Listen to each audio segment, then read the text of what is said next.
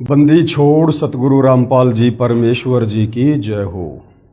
परमपिता परमात्मा सारी सृष्टि के रचनहार कुल मालिक असंख्य ब्रह्मांडों के स्वामी जगत गुरु तीनों लोकों में प्रवेश करके सबका धारण पोषण करने वाले राजाधीराज आत्माधार नाथों के नाथ देवों के देव महादेव सर्वेश्वर महेश्वर मृत्युंजय अजरो अमर आदि अनादि सनातनी प्रभु जगत पिता जगदीश्वर श्री श्री 1008 की उपाधि के वास्तविक अधिकारी अकाल मूर्त शौद स्वरूपी राम वासुदेव सर्वगतम्बरम परम पूज्य प्रथम पूज्य परम संत परम पुरुष परम धनी परम दयालु सत्य कबीर हक्का कबीर अल्लाहु कबीर अल्लाहु अकबर बाखबर अल्लाह ताला जगत के तारणहार जगत के मुक्तिदाता जगत के जगन्नाथ हारे के सहारे हिंदुओं के राम मुसलमानों के अल्लाह सिखों के वाहेगुरु ईसाइयों के मसीह दया के सागर दयानिधि करुणा के सागर करुणानिधि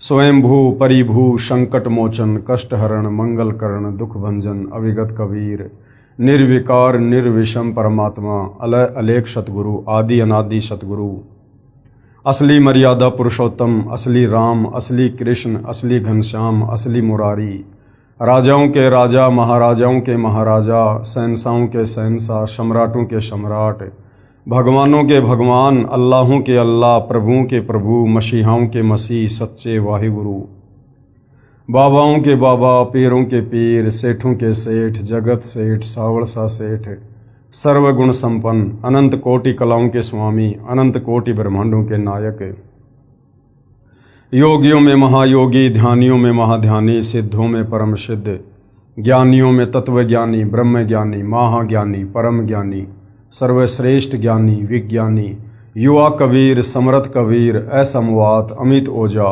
सच्चे रहनुमा करीम अल्लाह सुभान अल्लाह दुनिया के अंतिम पैगंबर 8 सितंबर 1951 से गांव धनाना जिला सोनीपत हरियाणा भारतवर्ष की पावन भूमि पे प्रकट रियल कल की भगवान श्री नारायण साकार हरि श्री बाबा साहिब नूर अनंत परमात्मा सच्चे दरवे सच्चे बाखबर संत श्रोमणी सतगुरु रामपाल जी परमेश्वर जी के चरण कमल में आप और हम सभी भाई बहनों का अनंत कोटि दंडवत प्रणाम।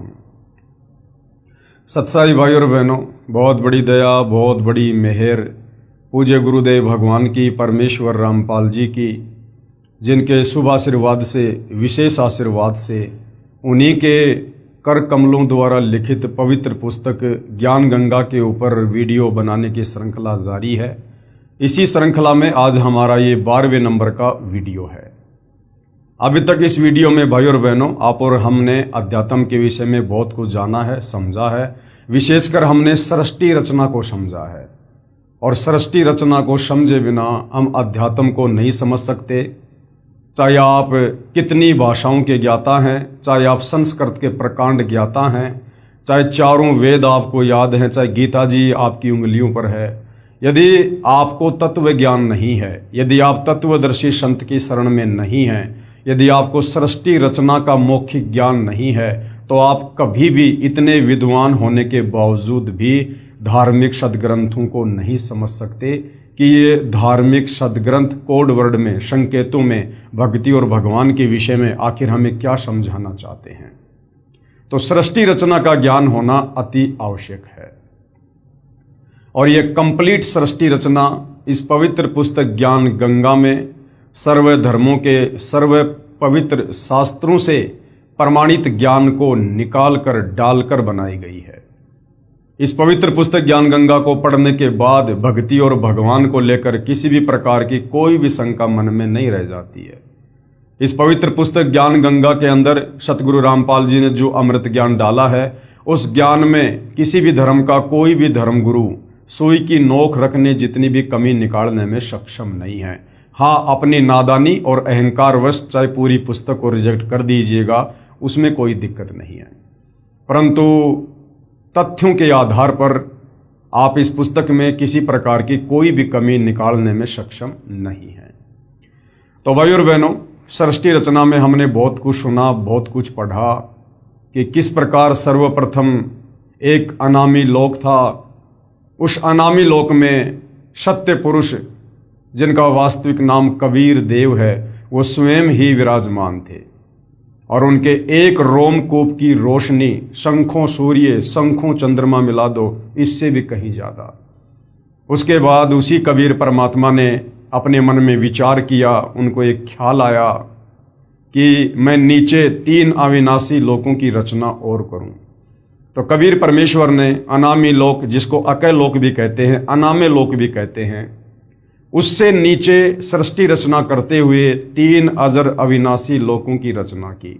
सर्वप्रथम अगम लोक की, उसके बाद अलख लोक की, उसके बाद शतलोक की।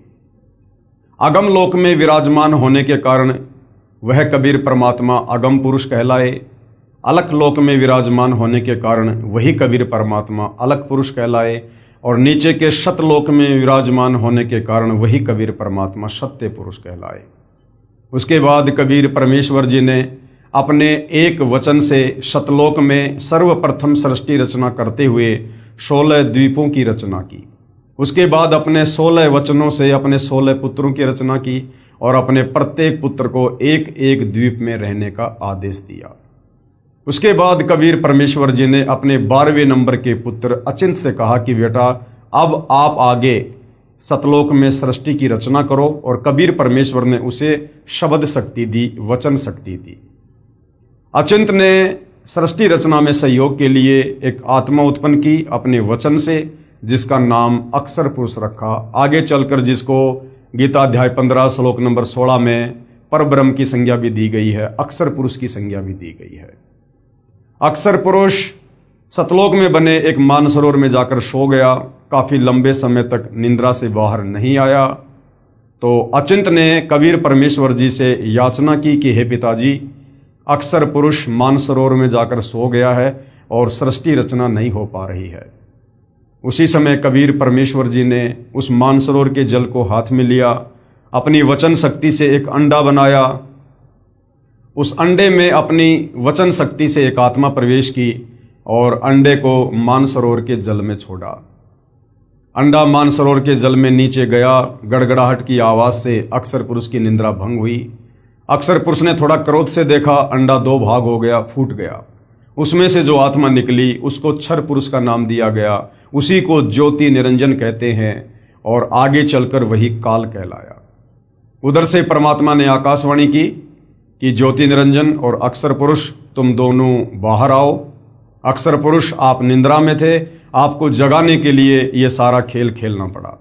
दोनों आत्मा मानसरोवर से बाहर आती हैं और कबीर परमेश्वर जी ने कहा कि ज्योति निरंजन और अक्षर पुरुष, अब तुम दोनों अपने बड़े भाई अचिंत के द्वीप में रहो। तीनों आत्मा एक द्वीप में रहने लगी। उसके बाद कबीर परमेश्वर जी ने सतलोक में अपनी वचन शक्ति से असंख्य आत्माओं की उत्पत्ति की और बहुत सारी रचना की। काफी समय गुजर जाने के बाद उस ज्योति निरंजन क्षर पुरुष के मन में एक विचार आया कि हमारे बाकी सभी भाई एक एक द्वीप में स्वतंत्र रह रहे हैं और हम तीनों एक द्वीप में हैं। अलग से राज्य प्राप्ति की इच्छा से उसने एक पैर पर खड़ा होकर तप करना शुरू किया। जब 70 युग तक तप किया तो तप करने के दौरान परमेश्वर ने सतलोक में जितने भी आत्माओं को उत्पन्न कर दिया था, ज़्यादातर आत्माएं वहाँ पर उस क्षर पुरुष की उस नादानी पर आसक्त हो गई। जब वो तप कर रहा था, हम उसको देखने जाया करते थे, हम उसकी वाहवाही किया करते थे। उधर से कबीर परमात्मा आकाशवाणी करके हमें सावधान किया करते थे कि बच्चों, इस नादान की नादानी को मत देखो। तुम्हें सतलोक में किस चीज की कमी है, किस बात की कमी है? तुम मौज करो, मस्ती करो, इसकी नादानी को मत देखो, ये अपने कर्म फोड़ रहा है। परंतु हम ऊपर से तो सावधान हो गए, लेकिन अंदर से हम उस क्षर पुरुष को, ज्योति निरंजन को, आगे चलकर जिसको काल कहा गया, हम उसको अंदर से चाहने लगे। अंतर्यामी परमात्मा ने देख लिया कि ये तमाम आत्माएं जो इस ज्योति निरंजन के ऊपर आसक्त हो रही हैं और मेरे समझाने के बावजूद भी समझ नहीं रही हैं, ये आत्माएं पतिव्रता पद से नीचे गिर चुकी हैं। अब इन आत्माओं को सतलोक में नहीं रखा जा सकता। तो 70 युग तप करने के बाद कबीर परमात्मा जी ने ज्योति निरंजन से पूछा, भाई आपको क्या चाहिए, क्यों तप कर रहे हो? तो ज्योति निरंजन ने कहा कि पिताजी, मैं जहाँ रह रहा हूँ वो जगह मेरे लिए कम है, मुझे अलग से कुछ जगह दीजिए। कबीर परमेश्वर ने 70 युग तप के बदले उसे 21 ब्रह्मांड दे दिए। काल ने 21 ब्रह्मांड प्राप्त किए और अपने ब्रह्मांडों में आकर सैर सपाटे करने लगा। फिर उसके मन में आया कि खाली प्लाट का क्या करूंगा, इसमें कुछ रचना भी होनी चाहिए। रचना सामग्री प्राप्त करने के लिए फिर उसने 70 युग तप किया।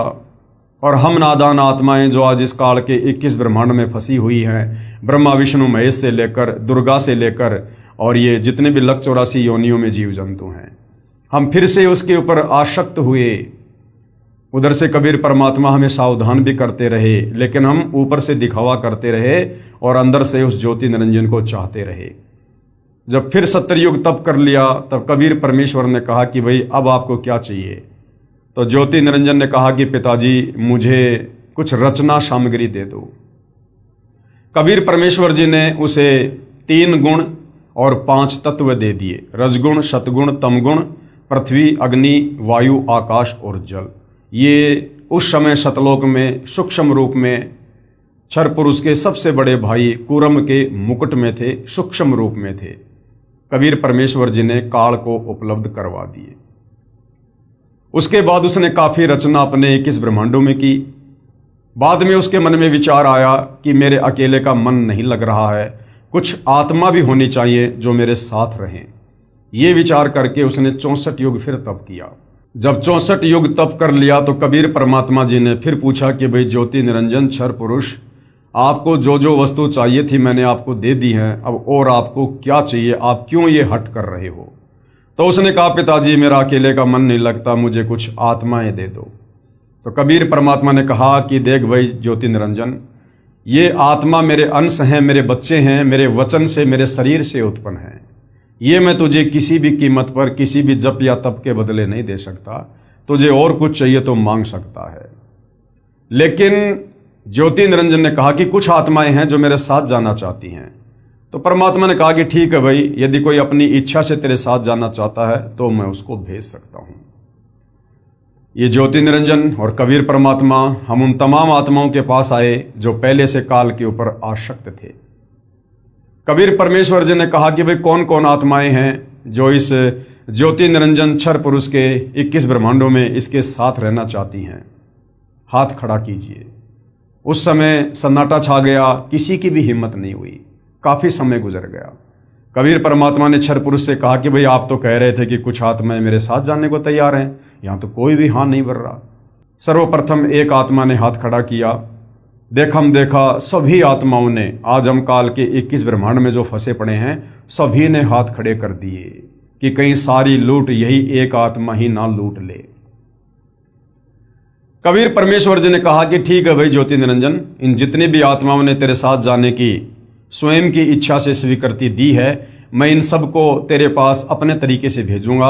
आप अपने 21 ब्रह्मांडों में जाइए। क्षर पुरुष उसी समय अपने 21 ब्रह्मांडों को चल देता है। ये 21 ब्रह्मांड उस समय सतलोक में ही एक कोने में बहुत दूर थे।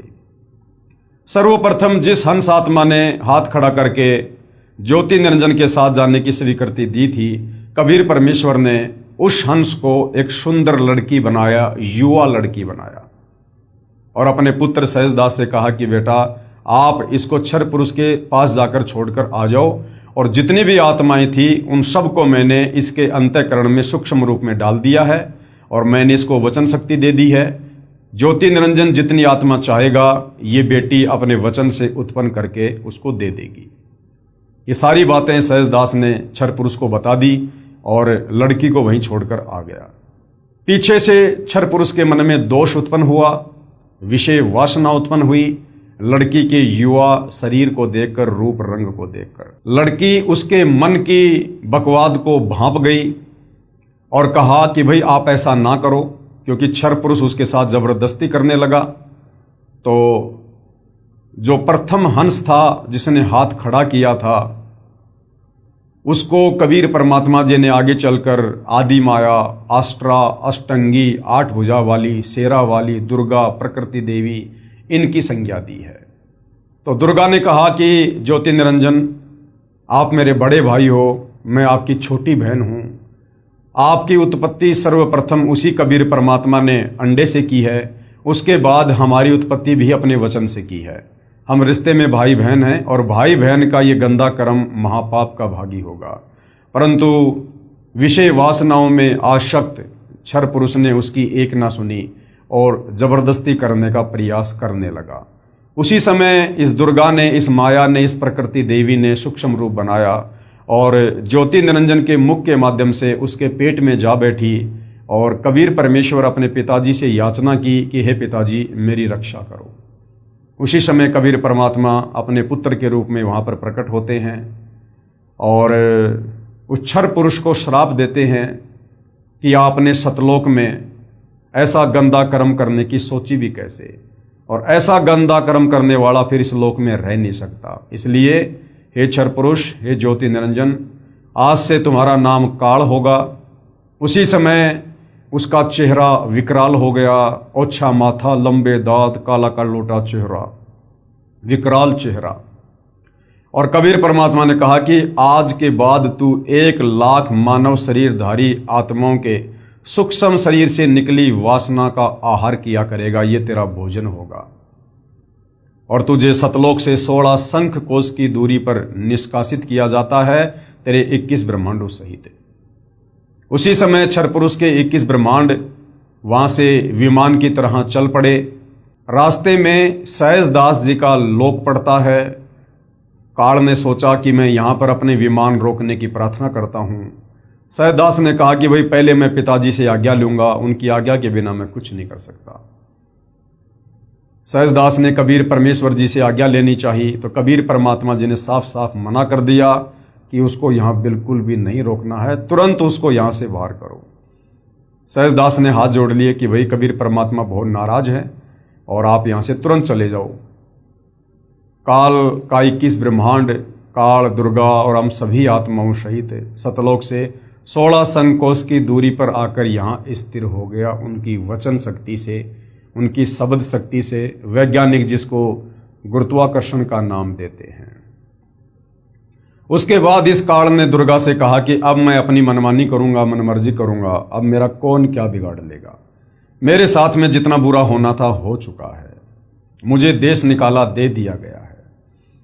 दुर्गा ने फिर उसे समझाने की कोशिश की कि भाई मत करो ऐसा गंदा कर्म, मेरे पास वचन शक्ति है, आप जितने जीव कहोगे मैं उत्पन्न कर दूंगी। ये नई परंपरा मैथुन क्रिया शुरू मत करो, जीव बहुत परेशान हो जाएंगे। लेकिन कामदेव के वसीभूत होकर और काल ने उसकी एक ना सुनी और अपने नाखूनों से दुर्गा को, पहले ही उसने सतलोक में स्त्री इंद्री बना दी थी परंतु वहाँ दुष्कर्म नहीं कर पाया था, यहाँ उसने दुर्गा के साथ पति पत्नी व्यवहार किया और 3 पुत्रों की रचना की, ब्रह्मा विष्णु महेश की। तीनों को एक एक गुण से युक्त कर दिया। ब्रह्मा जी को रजोगुण से युक्त करके कमल के फूल पर अचेत अवस्था में लेटा दिया। श्री विष्णु जी को शतोगुण से युक्त करके शेषनाग की सैया पर लेटा दिया। श्री शंकर जी को तमोगुण से युक्त करके कैलाश पर्वत पर बैठा दिया। समय आने पर दुर्गा के माध्यम से तीनों को सचेत करवा दिया और काल ने दुर्गा को आकाशवाणी की कि दुर्गा अब तू इनको समुद्र मंथन पर ले जा और सबसे पहले 4 वेद निकलेंगे, चारों वेद आप ब्रह्मा जी को दे देना। ऐसा ही हुआ, चारों वेद ब्रह्मा जी को दे दिए गए। ब्रह्मा जी ने चारों वेदों को पढ़ा तो पता चला कि कोई और ब्रह्म है, कोई और परमात्मा है जो सह शरीर है, तेजोमय शरीर है, जिसने सर्व सृष्टि को रचा है। उससे पहले जब ब्रह्मा अपनी माता से पूछा करता था कि माता ये ब्रह्म कौन है, ये परमात्मा कौन है, क्या आप ही हो सारे संसार को रचने वाली, तो दुर्गा कहा करती थी कि बेटा मैं ही सब कुछ हूं, मैं ही तेरी माँ हूं, मैं ही तेरा पिता हूं। लेकिन जब ब्रह्मा जी ने वेद पढ़े तो पता चला कि ब्रह्म तो कोई और है। तो दुर्गा से पूछा तो दुर्गा ने सोचा कि ब्रह्मा ने वेद पढ़ लिए हैं, अब झूठ बोलना उचित नहीं होगा। पहले दुर्गा काल के डर से झूठ बोला करती थी। काल ने दुर्गा को सख्त हिदायत दे दी थी कि देख अब मेरी मजबूरी है, मैं किसी को भी अपने वास्तविक काल रूप में दर्शन नहीं दूंगा, वरना इस रहस्य का यदि मेरे तीनों पुत्रों को पता चल गया तो मेरे लिए फिर भोजन कौन तैयार करेगा। तो दुर्गा भी काल के डर के मारे अपने तीनों बेटों को सच्चाई नहीं बताया करती थी। लेकिन जब ब्रह्मा जी ने वेद पढ़े और ब्रह्मा जी ने सवाल किया तो बताना दुर्गा की मजबूरी हो गई और दुर्गा ने कहा कि हाँ बेटा तेरा पिता है, उसका नाम ब्रह्म है, लेकिन वो तुझे दर्शन नहीं देगा, उसकी अटल प्रतिज्ञा है। अपनी माता के मुख से इस प्रकार के दोगले वचन सुनकर ब्रह्मा जी को बड़ा दुख हुआ और कहा कि माता, मुझे आपकी बातों पर यकीन नहीं है। पहले जब मैं पूछा करता था तो आप कहती थी कि बेटा मैं ही तेरी माँ हूँ, मैं ही तेरा पिता हूँ, और अब आप कह रही हो कि ब्रह्म है लेकिन वो दर्शन नहीं देगा। तो माता, मुझे आपकी बातों पर यकीन नहीं है, मैं तो अपने पिता के दर्शन करूंगा। दुर्गा ने कहा, यदि उसने दर्शन नहीं दिए तो तू क्या करेगा? तो ब्रह्मा ने कहा कि मैं आपको अपनी शक्ल नहीं दिखाऊंगा। ये कहकर ब्रह्मा जी उत्तर दिशा की ओर चल दिए और 4 युगों तक ब्रह्मा जी ने समाधि लगाई, परंतु काल ने दर्शन नहीं दिए। उधर से काल ने आकाशवाणी की कि दुर्गा, सृष्टि क्यों नहीं रची जा रही है? मुझे जो 1 लाख मानव शरीरधारी आत्माओं को खाने का श्राप मिला हुआ है, मेरी भूख कैसे शांत होगी? दुर्गा ने कहा कि आपका बड़ा बेटा ब्रह्मा आपकी खोज करने के लिए निकला हुआ है, उसके बिना सृष्टि नहीं रची जा सकती। तो काल यानी ज्योति निरंजन क्षर पुरुष, वेदों में जिसको ब्रह्म कहा गया है, उसने कहा कि उसको कह दो कि मैं दर्शन नहीं दूंगा। दुर्गा ने अपनी वचन शक्ति से एक गायत्री नाम की लड़की उत्पन्न की और कहा कि बेटी जा अपने बड़े भाई ब्रह्मा को ले आ। गायत्री चली जाती है, वहां देखा तो ब्रह्मा जी समाधि में हैं। गायत्री ने वापस दुर्गा से ध्यान अवस्था में बात की तो दुर्गा ने बताया कि आप इसके चरण स्पर्श करो, इसकी समाधि टूट जाएगी। गायत्री ने वैसा ही किया, ब्रह्मा जी के चरण स्पर्श किए, ब्रह्मा जी की समाधि टूटी। ब्रह्मा जी ने गुस्से में आकर कहा कि उल्टा तू कौन है जिसने मेरा ध्यान भंग कर दिया, मैं तुझे श्राप दूंगा। गायत्री ने कहा कि श्राप बाद में देना, पहले मेरी बात सुन लो। मुझे माता दुर्गा ने भेजा है, तुम्हारे बिना सृष्टि नहीं रची जा रही है और माता ने तुझे बुलाया है। ब्रह्मा ने कहा कि गायत्री मैं कैसे जाऊं, मैं माता जी को कहकर आया था कि जब तक पिता के दर्शन नहीं कर लूंगा मैं आपको शक्ल नहीं दिखाऊंगा, मुझे शर्म आती है। गायत्री की मजबूरी थी, दुर्गा का आदेश था कि उसको लेकर आना है, तो कहा कि आपको चलना तो पड़ेगा। तो ब्रह्मा जी ने कहा कि मैं चल सकता हूं, मेरी एक शर्त है, अगर तुम मेरी झूठी गवाही दे दो। अगर माता पूछे कि बेटा तुझे पिता के दर्शन हुए, तो यदि मैं आपका नाम लूं तो आप मेरी झूठी गवाही दे देना कि हाँ जी, मेरे सामने ब्रह्मा जी को इसके पिता ब्रह्म ने दर्शन दिए। गायत्री ने सोचा कि कहीं मैं अकेली झूठी पड़ जाऊं, ब्रह्मा सच्चाई बता दे और मेरी अकेली की पिटाई हो जाए। तो उसने कहा कि मैं एक शर्त पर गवाही दे सकती हूं, यदि आप मेरे साथ में संभोग क्रिया करो। ब्रह्मा की भी मजबूरी थी, गायत्री की भी मजबूरी थी, दोनों ने रति क्रिया की। गायत्री ने सोचा कि क्यों ना एक गवाह और तैयार किया जाए ब्रह्मा की सहमति से, और गायत्री ने अपनी वचन शक्ति से एक लड़की उत्पन्न की जिसका नाम पोहपति रखा गया। सेम टू सेम क्रिया उस पोहपति के साथ हुई। उसको कहा गया कि आप हमारी झूठी गवाही दे देना कि ब्रह्मा जी को उसके पिता ब्रह्म ने दर्शन दिए। पोहपति ने सोचा कि कहीं मैं झूठी पड़ जाऊं, मेरी अकेली की पिटाई हो जाए, क्यों ना इन दोनों को भी शामिल किया जाए। तो पोहपति ने भी कहा कि यदि ब्रह्मा मेरे साथ रति क्रिया करे, संभोग क्रिया करे, तो मैं गवाही दे सकती हूँ। ऐसा ही हुआ। उसके बाद तीनों दुर्गा के पास आ जाते हैं और दुर्गा ने पूछा कि बेटा तुझे तेरे पिता ब्रह्म ने दर्शन दिए? तो ब्रह्मा ने कहा कि हाँ माँ, मुझे मेरे पिता ने दर्शन दिए। दुर्गा ने कहा कि कोई गवाह बता, कोई सबूत बता। ब्रह्मा जी ने कहा कि इन दोनों के सामने दिए। ब्रह्मा जी ने पहले ही उन दोनों को पट्टी पढ़ा दी थी, क्योंकि वेदों में ब्रह्मा जी ने पढ़ लिया था कि ब्रह्म का कैसा रूप है, कैसा स्वरूप है। तो ब्रह्मा जी ने पहले दोनों लड़कियों को बता दिया था, यदि माता पहचान पूछे तो बता देना कि मनुष्य दृश्य शरीर है, साकार है, तेजोमय शरीर है। दोनों लड़कियों ने कहा जी हाँ, हमारे सामने दर्शन दिए। दुर्गा बड़ी नाराज हुई कि ये काल कह रहा था कि मैं किसी को दर्शन नहीं दूंगा और ये कह रहे हैं कि हमारे को दर्शन दे दिए। दुर्गा ने ध्यान लगाया, उधर से काल ने आकाशवाणी की कि दुर्गा ये तीनों झूठ बोल रहे हैं, मैंने इनको कोई दर्शन नहीं दिए। दुर्गा नाराज हुई और थोड़ा सा टाइट होकर ब्रह्मा जी से कहा कि तुम्हारे पिता ने आकाशवाणी की है, उसने तुम्हें दर्शन नहीं दिए, तुम झूठ बोल रहे हो। तो ब्रह्मा जी हंसने लगा और कहने लगा, माता जी मुझे शर्म आ रही थी आपके पास आने में। मैं कहकर गया था कि यदि मुझे मेरे पिताजी ने दर्शन नहीं दिए तो मैं आपको अपनी शक्ल नहीं दिखाऊंगा, इसलिए मुझे झूठ बोलना पड़ा। उसी समय दुर्गा गुस्से में आई और तीनों को श्राप दे दिया। ब्रह्मा जी को श्राप दिया कि जगत में तेरी पूजा नहीं होगी और तेरे वंशज तेरे जैसे पाखंडी होंगे, ठग होंगे, दुनिया को धर्म कर्म में उलझा के रखेंगे, अपने आप को विद्वान कहेंगे लेकिन शास्त्रों का ज्ञान नहीं होगा। दूसरों को ठगना, झूठ बोलना उनका परम धर्म होगा। ब्रह्मा जी के वंशज ये ब्राह्मण, ये गुरुजन कहलाते हैं, जो शास्त्रों को पढ़ते हैं और अध्यात्म में लोगों का मार्गदर्शन करते हैं। आज वैसा ही हो रहा है। गायत्री को श्राप दिया कि तू नीचे मृतलोक में गाय बनेगी और तेरे कई कई सांड तेरे जो है वो पति होंगे। वैसा ही हुआ। और पोहपति को श्राप दिया कि तू गंदी नाली में, गंदी जगह पर उगने वाला पौधा होगी और तेरे फूल किसी काम नहीं आएंगे। ऐसा ही हुआ। उसके बाद काल ने देखा कि दुर्गा ने मेरा विधान तोड़ दिया है, या मेरे अलावा किसी को भी कुछ कहने का अधिकार नहीं है। तो काल ने गुस्से में आकर दुर्गा से कहा कि दुर्गा, तूने इन बच्चों को इतनी बड़ी सजा नहीं देनी चाहिए थी, तूने गलती की है। अब मैं तुझे श्राप देता हूं कि द्वापर युग में तू मृतलोक में द्रौपदी बनेगी और तेरे भी 5 पति होंगे। तो महाभारत के समय जो द्रौपदी थी वो दुर्गा का अंश अवतार थी, पांडव जिसके 5 पति थे। उसके बाद भाई और बहनों, दुर्गा ने कहा कि भाई ज्योति निरंजन काल, मैं तेरे वशीभूत हूं। मैंने अपने पैर पर खुद अपने पिता कबीर भगवान से धोखा करके कुल्हाड़ी मारी है।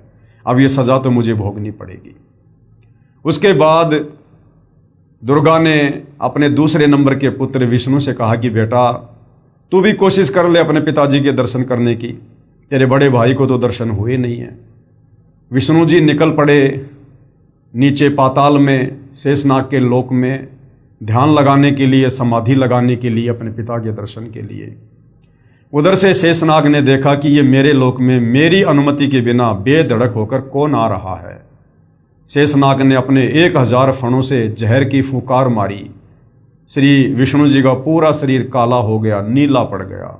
श्री विष्णु जी ने देखा कि इस नाग ने बेवजह मेरे साथ ऐसा व्यवहार किया है, इसको मजा चखाना चाहिए।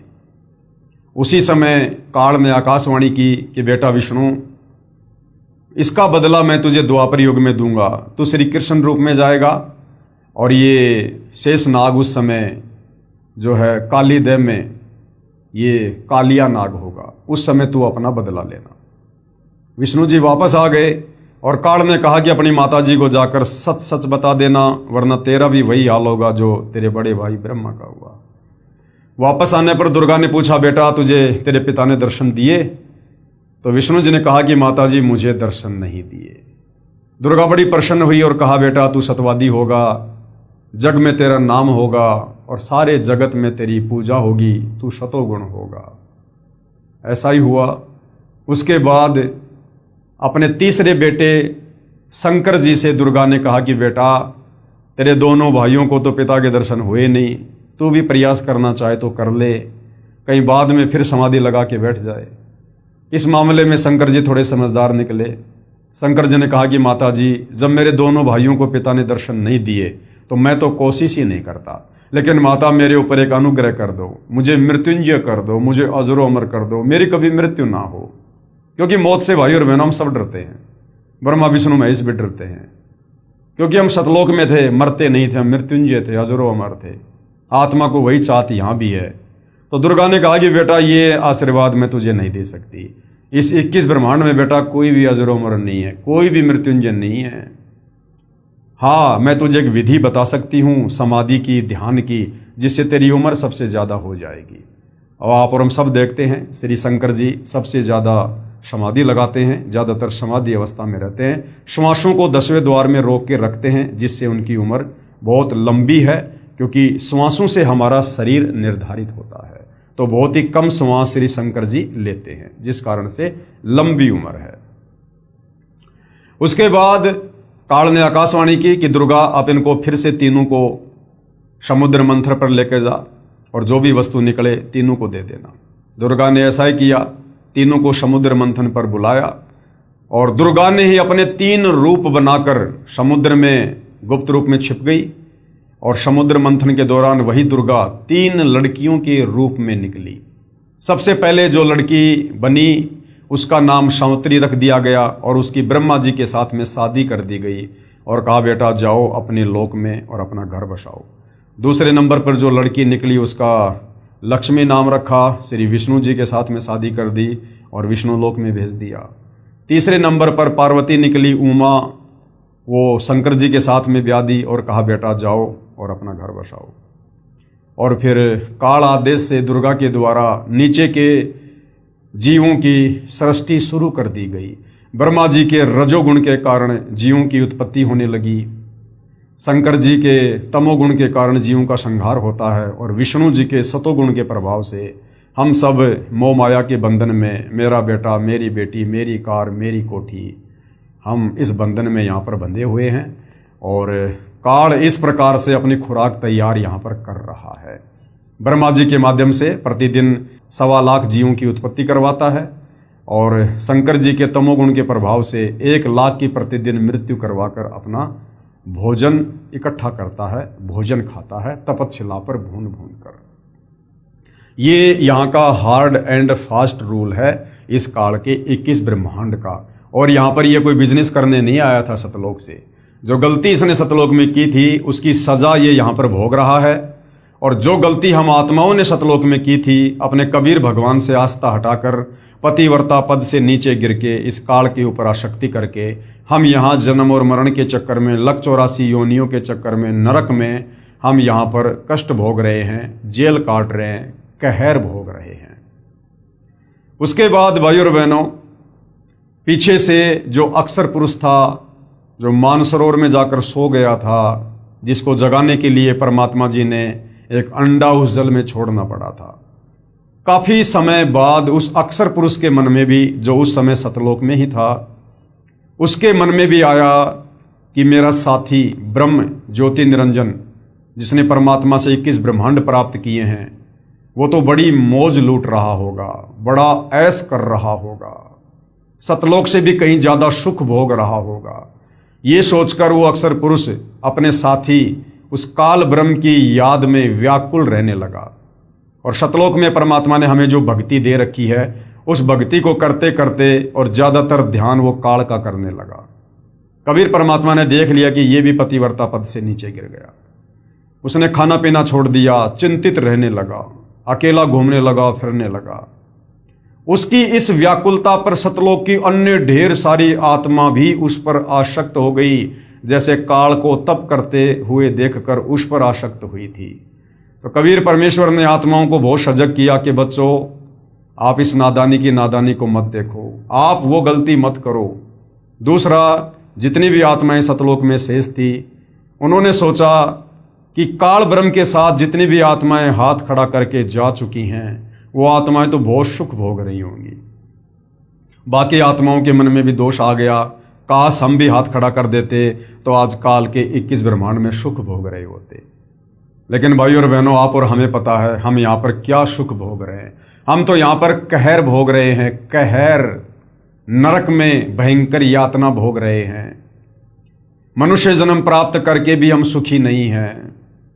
जन्म और मरण का, बुढ़ापे का भयंकर कष्ट भोग रहे हैं। लक 84 योनियों में कभी गंदी नाली के कीड़े बनते हैं, कभी मच्छर बनते हैं, कभी सिंह भेड़िया सांप बनते हैं, कभी गधा कुत्ता सूअर बनते हैं। यहाँ हमारी दुर्गति पे दुर्गति हो रही है। हम तो यहाँ सजा भोग रहे हैं, नरक भोग रहे हैं।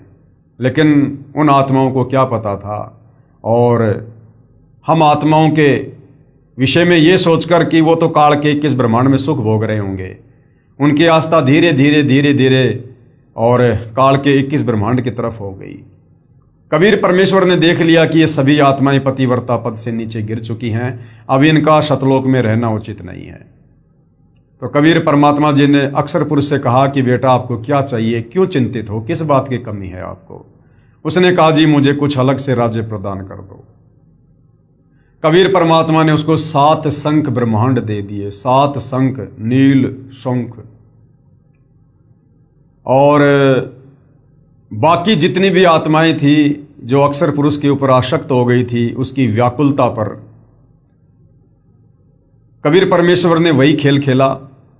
अक्सर पुरुष ने कहा जी मुझे भी कुछ आत्मा दे दो।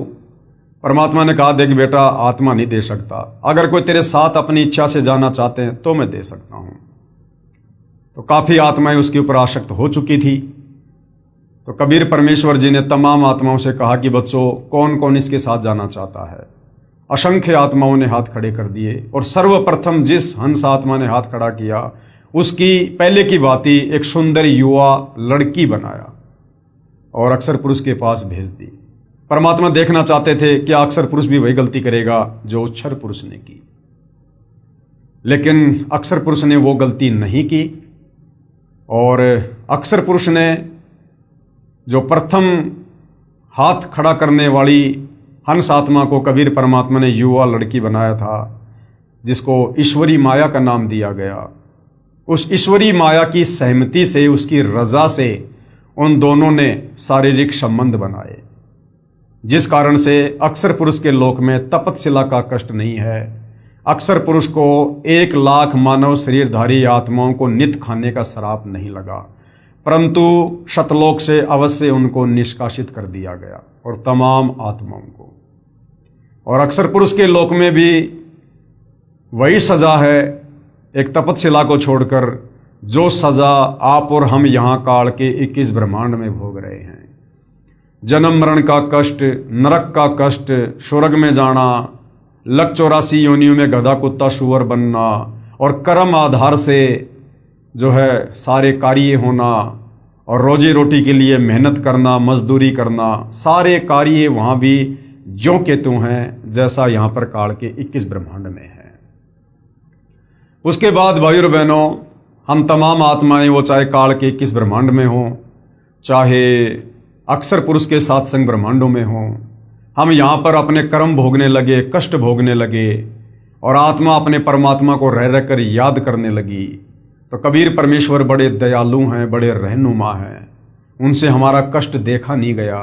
और कबीर परमात्मा रह रह कर और इस काल के 21 ब्रह्मांड में अपने पुत्रों का रूप बनाकर आते रहते हैं, हमें संभालते रहते हैं।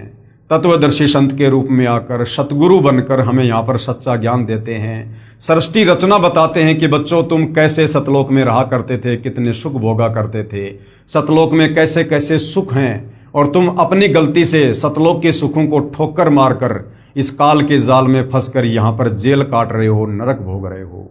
अब भी अगर तुम मेरी बात मान जाओगे, मेरे वचनों पर विश्वास करोगे, मेरे द्वारा दी गई भक्ति करोगे, मेरे कहे अनुसार चलोगे, तो मैं तुम्हें इस काल के 21 ब्रह्मांड से बाहर कर दूंगा। मैं तुम्हें शतलोक बैठा दूंगा, तुम्हारे निज लोक में वापस पहुंचा दूंगा, जहां सर्व सुख है, जहां कभी बुढ़ापा नहीं है, वहां मृत्यु नहीं है, वहां लक 84 योनियों का कष्ट नहीं है, वहां पर रोजी रोटी का कोई झंझट नहीं है। सब कुछ अपने पिताजी के भंडार से तुम्हें मिलेगा। जिन आत्माओं ने कबीर परमेश्वर जी के वचनों पर विश्वास किया, उन आत्माओं का उन्होंने उद्धार किया। और आज पुनः भाइयों और बहनों, आप और हमारा परम सौभाग्य वही कबीर परमात्मा जी, सारी सृष्टि के मालिक, जिन्होंने 7 संग ब्रह्मांड अक्षर पुरुष को दिए, 21 ब्रह्मांड इस काल ज्योति निरंजन को दिए, और जिसने ऊपर के 4 अविनाशी लोकों की रचना की, सर्व ब्रह्मांडों का कुल मालिक है। वेद, गीता, कुरान, पुराण, बाइबल, गुरु ग्रंथ साहिब जिसकी महिमा गाते हैं, आज वही कबीर परमात्मा, कबीर अल्लाह इस धरती पर 8 सितंबर 1951 को सतगुरु रामपाल जी के नाम से पुनः जगत गुरु, तत्वदर्शी सतगुरु बनकर प्रकट है। हमें वही सृष्टि रचना सुना रहे हैं, पढ़ा रहे हैं, ताकि हम अपने पिता के वचन पर यकीन कर सकें और इस काल के कष्टों से परिचित होकर हम सतलोक जाने की तैयारी कर सकें। जो जो आत्माएं उनके वचनों पर विश्वास कर लेंगी, आजीवन मर्यादा में रहकर भक्ति करेंगी, उन आत्माओं का ही कल्याण संभव है। तो भाइयों और बहनों, आप और हमें कैसे यकीन हो कि ये सृष्टि रचना सही है, जो पवित्र पुस्तक ज्ञान गंगा में सतगुरु रामपाल जी ने हमें बताई है, हमें समझाई है। जिस सृष्टि रचना पर यकीन किए बिना हम वापस सतलोक नहीं जा सकते हैं। इसके लिए सतगुरु रामपाल जी ने इस पवित्र पुस्तक ज्ञान गंगा से हमारे को बहुत सारे धर्मशास्त्रों से प्रमाण दिए हैं। वेदों से हमारे को सृष्टि रचना को प्रमाणित करके दिखाया है। पवित्र श्रीमद् भगवत गीता जी से सृष्टि रचना को प्रमाणित करके दिखाया है। हमारे को ईसाइयों की बाइबल से, मुसलमानों की कुरान शरीफ से और अन्य जितने भी धार्मिक ग्रंथ हैं, उन सब से हमारे को प्रमाणित करके दिखाया है। बहुत सारे महापुरुष जिनको कबीर परमात्मा रह रहकर सतलोक से चलकर गति करके धरती पर प्रकट होकर जिनको जिंदा महात्मा के रूप में मिलते हैं। ये परमात्मा 4 युगों में आते हैं। सतयुग में सतसुकृत नाम से आए, त्रेता में मुनिंद्र नाम से आए, द्वापर में करुणा में ऋषि के नाम से आए, आज से 650 साल पहले कलयुग के प्रथम चरण में कबीर नाम से आए। रह रहकर परमेश्वर ने इसी सृष्टि रचना का ज्ञान दिया जो आज सर्व धर्मशास्त्र उसका समर्थन कर रहे हैं। तो भाई और बहनों, आदरणीय गरीबदास जी, धर्मदास जी, मलुकदास जी, नानक जी, गीसादास जी, बहुत सारे महापुरुष हैं जिनको कबीर परमात्मा सीधे सतलोक से चलकर पृथ्वी पर आकर मिले, उनको सृष्टि रचना समझाई, उनको नाम दीक्षा दी और उनकी आत्मा को शरीर से निकालकर सर्व ब्रह्मांडों की सैल करवाई, उनको सतलोक दिखाया और सर्व बातों से परिचित करवाया कि बच्चों तुम यहाँ रहा करते थे, सर्व प्राणी यहाँ रहा करते थे, तुम अपनी गलती के कारण आज वहाँ पर मृतलोक में काल के 21 ब्रह्मांडों में कष्ट भोग रहे हो। और उन महापुरुषों ने फिर कबीर परमेश्वर की रजा से, उनकी दया से और कलम तोड़ महिमा उस अमृत ज्ञान की अपने ग्रंथों के माध्यम से की है। आपको आदरणीय धर्मदास जी की जो लेखनी से लिखित कबीर सागर है, जिसको 5वां वेद सूक्ष्म वेद भी कहते हैं, आपको उसमें भी दिखाया गया कि जो सृष्टि रचना कबीर परमात्मा ने 650 साल पहले धर्मदास जी के माध्यम से कबीर सागर में लिखवाई थी, आज हर धर्म के धर्म ग्रंथ वेद, गीता, कुरान, पुराण उसका ज्यों का त्यों समर्थन कर रहे हैं। आदरणीय गरीबदास जी के सदग्रंथ साहिब से आपको वाणियाँ बताई गई सृष्टि रचना को लेकर, हमारे शास्त्र उसका ज्यों का त्यों समर्थन कर रहे हैं।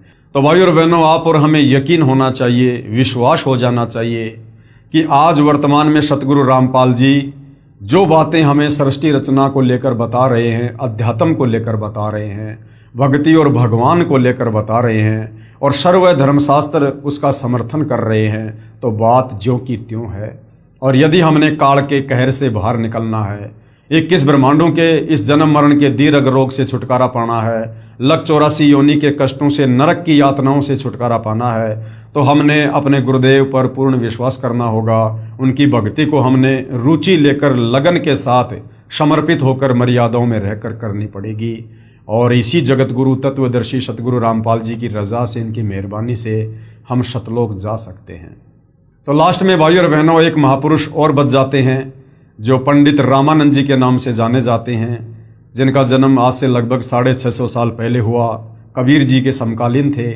और कबीर जी ने उस आत्मा को 650 साल पहले अपना मुंह बोला गुरु धारण किया था, गुरु शिष्य परंपरा को बनाए रखने के लिए।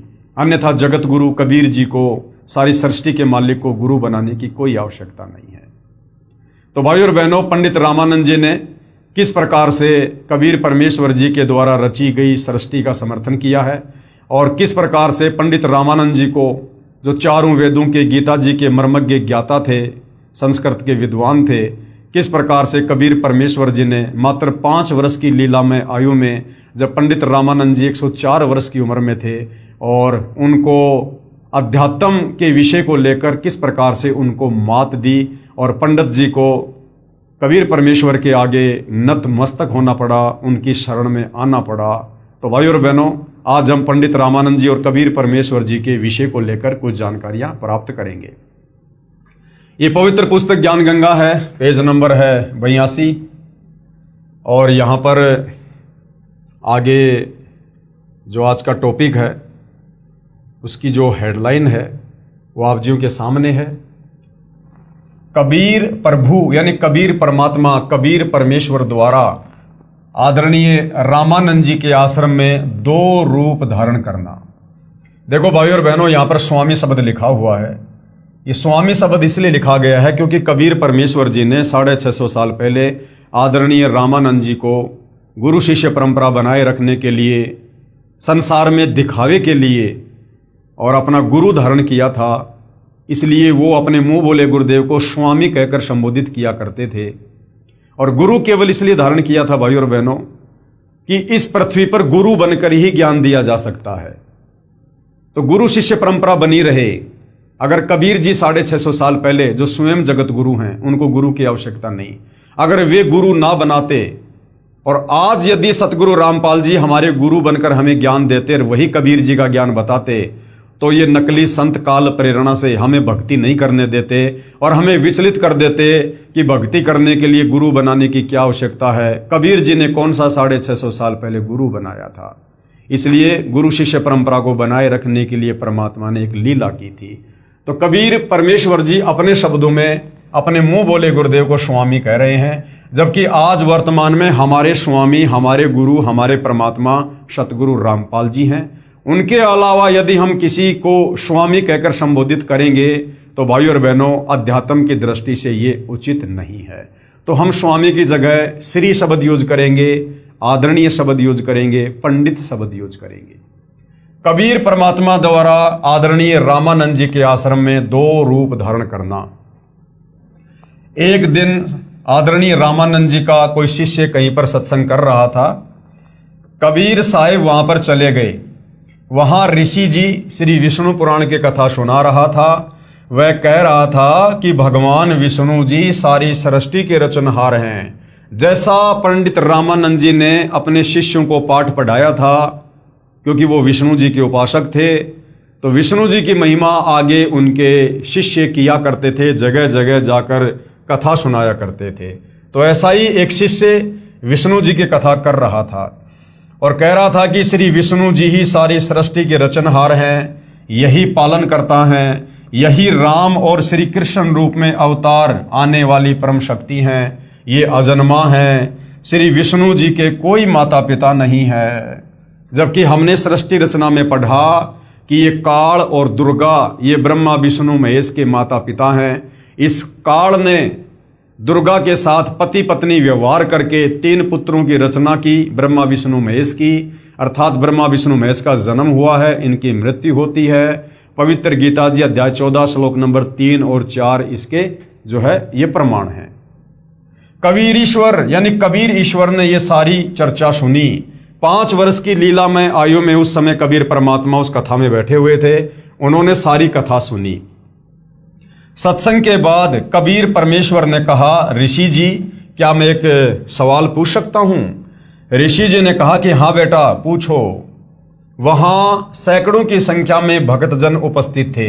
अब वो भक्तजन कौन थे? बेचारे अनपढ़ थे, जुलाहे थे, कोई पंडित जी थे, कोई अन्य जाति से थे, जिनको संस्कृत का ज्ञान नहीं था, जिनको शास्त्रों का ज्ञान नहीं था। जैसा पंडित जी सुना दिया करते थे लोग वैसा ही मान लिया करते थे। तो वहां सैकड़ों की संख्या में भक्तजन उपस्थित थे।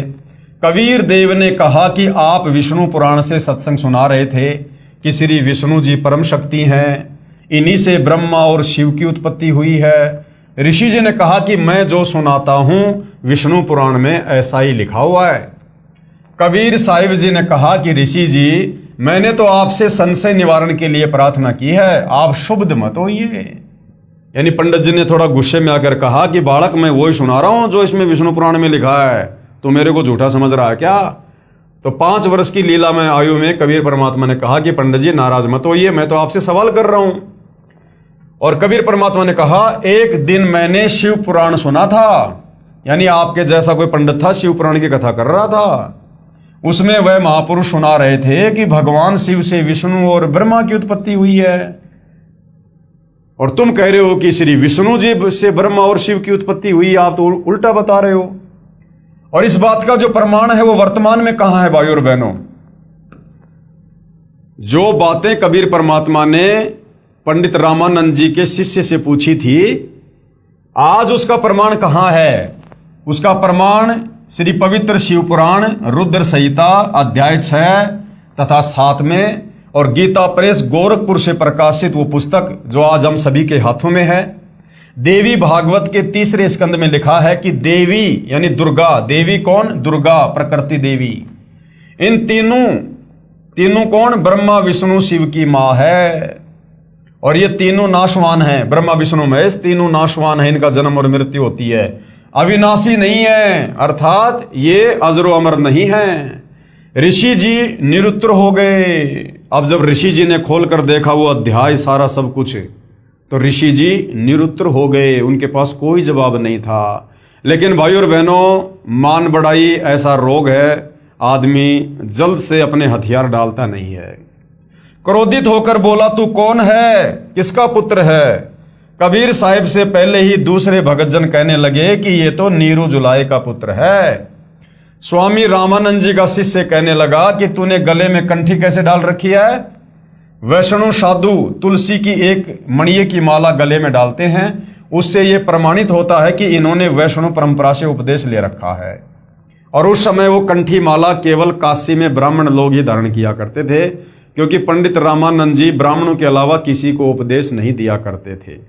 और कबीर परमात्मा के गले में वो कंठी माला देखकर वो पंडित जी नाराज हो गया और बोला, तेरे गले में कंठी माला क्यों भाई, तेरा गुरुदेव कौन है? कबीर साहिब ने कहा कि मेरे गुरुदेव वही हैं जो आपके गुरुदेव हैं। वह ऋषि बहुत क्रोधित हो गया और बोला कि रे नादान, तू अछूत जुलाहे का बच्चा और मेरे गुरुदेव को अपना गुरुदेव बताता है, यानी तू पंडित रामानंद जी को अपना गुरु बता रहा है। मेरे गुरुदेव का पता है ना कौन है? श्री श्री 1008 पंडित रामानंद जी आचार्य। अब ये श्री श्री 1008 का मतलब क्या होता है भाई और बहनों? क्योंकि वर्तमान में हम भाई बहन भी अपने पूज्य गुरुदेव सतगुरु रामपाल जी के नाम से पहले इस उपाधि का प्रयोग करते हैं कि श्री श्री 1008 की उपाधि के वास्तविक अधिकारी।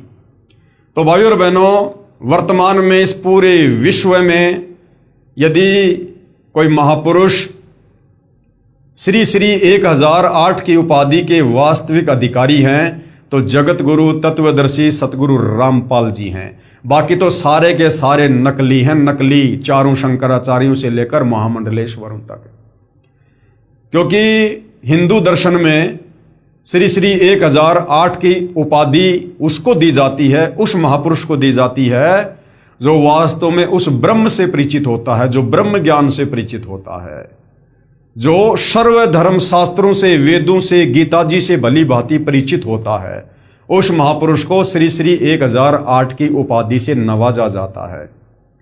तो हालांकि सतगुरु रामपाल जी तो स्वयं कबीर भगवान हैं, कबीर परमात्मा हैं, परंतु वर्तमान में वे जिस प्रकार की भूमिका एक महात्मा की, एक महापुरुष की, तत्वदर्शी संत की कर रहे हैं, उस आधार से इस पृथ्वी पर वर्तमान में सतगुरु रामपाल जी के अलावा किसी भी धर्म का कोई भी आचार्य, शंकराचार्य, संत, महंत, मंडलेश्वर इस 1008 की उपाधि को धारण करने के योग्य नहीं है। मेरे गुरुदेव का पता ना कौन है? श्री श्री 1008 पंडित रामानंद जी। क्योंकि उस समय पंडित रामानंद जी चारों वेदों के, गीता जी के 1 नंबर के विद्वान माने जाते थे। तू जुलाहे का बालक, वे तो तेरे जैसे अछूतों के दर्शन भी नहीं करते और तू कह रहा है कि मैंने उनसे नाम लिया है। देखो भाई भगत जनों, ये झूठा कपटी है। अभी गुरुदेव के पास जाऊंगा और उनसे तेरी सारी कहानी बताऊंगा। अब बाकी लोगों ने भी ये बात स्वीकार कर ली, क्योंकि बाकी सब लोगों को पता था कि पंडित रामानंद जी ब्राह्मणों के अलावा किसी को भी उपदेश नहीं देते हैं। तो छोटी जाति का बच्चा हमारे गुरुदेव की बेइज्जती करता है। कबीर अग्नि, यानी वेदों में कबीर परमात्मा का नाम है कबीर अग्नि। कबीर परमेश्वर बोले कि ठीक है, गुरुदेव जी को बताओ भाई। उस ऋषि ने जाकर श्री रामानंद जी को बताया कि गुरुदेव एक जुलाहे जाति का लड़का है और उसने तो हमारी नाक काट दी, यानी सच्ची बात कह दी। वो कहता है कि पंडित रामानंद जी मेरे गुरुदेव हैं। हे भगवान, हमारा तो बाहर निकलना दूभर हो गया। पंडित रामानंद जी बोले कि कल सुबह उसको बुला कर लाओ, कल देखना तुम्हारे सामने मैं उसको कितना दंड दूंगा। अब आगे कबीर परमेश्वर जी क्या लीला करते हैं, अब उसके विषय में लिखा है। पंडित रामानंद जी के मन की बात जानना। अगले दिन सुबह सुबह कबीर परमेश्वर को 10 नादान व्यक्तियों ने पकड़कर और श्री रामानंद जी के सामने पेश कर दिया। रामानंद जी ने ये दिखाने के लिए कि मैं कभी छोटी जाति वालों के दर्शन भी नहीं करता, ये झूठ बोल रहा था कि इसने मेरे से दीक्षा ली है। आगे पर्दा लगा दिया। रामानंद जी ने पर्दे के पीछे से पूछा कि तू कौन है और तेरी क्या जाति है, तेरा कौन सा पंथ है, अर्थात किस परमात्मा की तू पूजा करता है। तो भाइयों और बहनों, आदरणीय गरीबदास जी महाराज जो आज से लगभग 300 वर्ष पहले गांव छुडानी, जिला झज्जर, हरियाणा में हुए हैं, और कबीर परमेश्वर का साक्षात्कार करने के बाद उन्होंने किस प्रकार से पंडित रामानंद जी और कबीर परमेश्वर जी की 650 साल पहले उस वार्तालाप को अपनी अमृतवाणियों के माध्यम से अपने अमर ग्रंथ सदग्रंथ साहिब में लिखा है, क्योंकि कबीर परमेश्वर जी ने उनको दिव्य दृष्टि प्रदान कर दी थी। रामानंद अधिकार सुन जुल्हा अक जगदीश, दास गरीब विलंब ना ताहि नवावत शीस। रामानंद को गुरु कहे तन से नहीं मिलाप, दास गरीब दर्शन भये पैड़ लगी ज्यों लात। पंथ चलत ठोकर लगी राम नाम कह दीन, दास गरीब कसर नहीं सीख लई परवीन। आडा पर्दा लाए कर रामानंद बुजंत, दास गरीब कुलंग छवि अदर डाक कुदंत। कौन जात कुल पंथ है कौन तुम्हारा नाम, दास गरीब आधीन गति बोलत है बलि जाऊं। अब कबीर परमेश्वर जी ने क्या जवाब दिया अपने गुरुदेव को, मुंह बोले गुरुदेव को। उत्तर कबीर जी का, जाति हमारी जगत गुरु परमेश्वर पद पंथ, दास गरीब लिखित पर नाम निरंजन कंत। फिर पंडित रामानंद जी क्या बोले, रे बालक सुन दुर्बुद्धि घटमट तन आकार, दास गरीब दर्द लग्या हो बोले सृजनहार। तुम मन के पालवा जुल्हे के घर बास, दास गरीब अज्ञान गति एतो दृढ़ विश्वास। मान बढ़ाई छाड़ कर बोलो बालक बैन, दास गरीब अधम मुखी एता तुम घट फैन। तर्क तलु से बोलते रामानंद सुर ज्ञान, दास गरीब कुजात है आखिर नीच निदान। परमेश्वर कबीर जी ने प्रेम पूर्वक उत्तर दिया और क्या कहा, मैं के बदन खुलास कर सुन स्वामी परवीन, दास गरीब मनी मरे मैं आजिज आधीन। मैं अविगत गत से परे चार वेद से दूर, दास गरीब दसों दिशा सकल सिंध भरपूर। सकल सिंध भरपूर हूँ खालिक हमरा नाम, दास गरीब अजाति हूँ तैजु कहा बलि जाऊं। जाति पाति मेरे नहीं नहीं बस्ती नहीं गाम, दास गरीब अनीन गति नहीं हमारे नाम। नाद बिंद मेरे नाही नहीं गुदा नहीं गात, दास गरीब शब्द सजा नहीं किसी का साथ। सब संगी बिछरू नहीं आदि अंत बहु जाही, दास गरीब सकल वशों बाहर भीतर माही। ए स्वामी सृष्टा में सृष्टि हमारे तीर, दास गरीब अधर बसूं अविगत सत्य कबीर। पोमी धरनी आकाश में मैं व्यापक सब ठोर, दास गरीब न दूसरा हम समतुल नहीं और। हम दासन के दास हैं करता पुरुष करीम, दास गरीब अवधूत हम ब्रह्मचारी सीम। सुन रामानंद राम हम मैं बावन नरसिंह, दास गरीब कली कली हम ही से कृष्ण अभंग। हम ही से इंद्र कुबेर है ब्रह्मा विष्णु महेश, दास गरीब धर्म ध्वजा धरणी रसातल शेष। सुन स्वामी सतभाख हूँ झूठ न हमरे रिंच, दास गरीब हम रूप बिना और शकल पर पंच। गोता मारूं स्वर्ग में फिर बैठूं पाताल, दास गरीब ढूंढत फिरूं हीरे माणक लाल। इस दरिया कंकर बहुत लाल कहीं कहीं ठावे, गरीब दास माणिक चुगे हम मुरजीवा नाव। मुरजीवा माणिक चुगे कंकर पत्थर डारी, दास गरीब डोरी अगम उतरो शब्द आधार। अब क्या अनुवाद किया है परमात्मा जी ने, क्या क्या वार्ता हुई। यदि मेरी जाति पूछ रहे हो तो मैं जगत गुरु हूं। पंडित रामानुजन ने पूछा, रे बालक तेरी क्या जाति है, तेरा क्या पंथ है, तू कौन भगवान की पूजा करता है।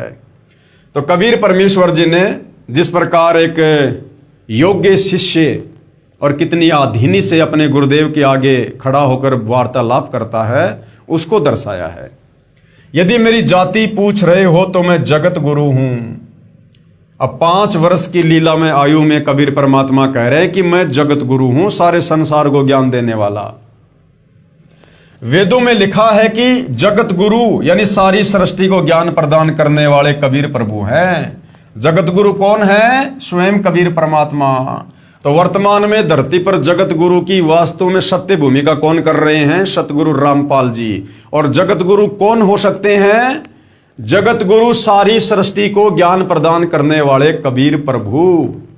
और परमात्मा ने कहा कि मेरा पंथ क्या है, किस परमेश्वर का मैं मार्गदर्शन करता हूं। इसके उत्तर में कबीर जी ने कहा, मेरा परमेश्वर पंथ है। मेरा पंथ क्या है? परमेश्वर, यानी पूर्ण ब्रह्म की जानकारी मैं उपलब्ध करवाता हूं। ईश, ईश्वर और परमेश्वर। ईश कहते हैं इस ब्रह्म को, काल को, और ईश्वर कहते हैं इस अक्षर पुरुष को, पर ब्रह्म को, और परमेश्वर हैं कबीर परमात्मा, परम अक्षर ब्रह्म। ईश, ईश्वर, परमेश्वर।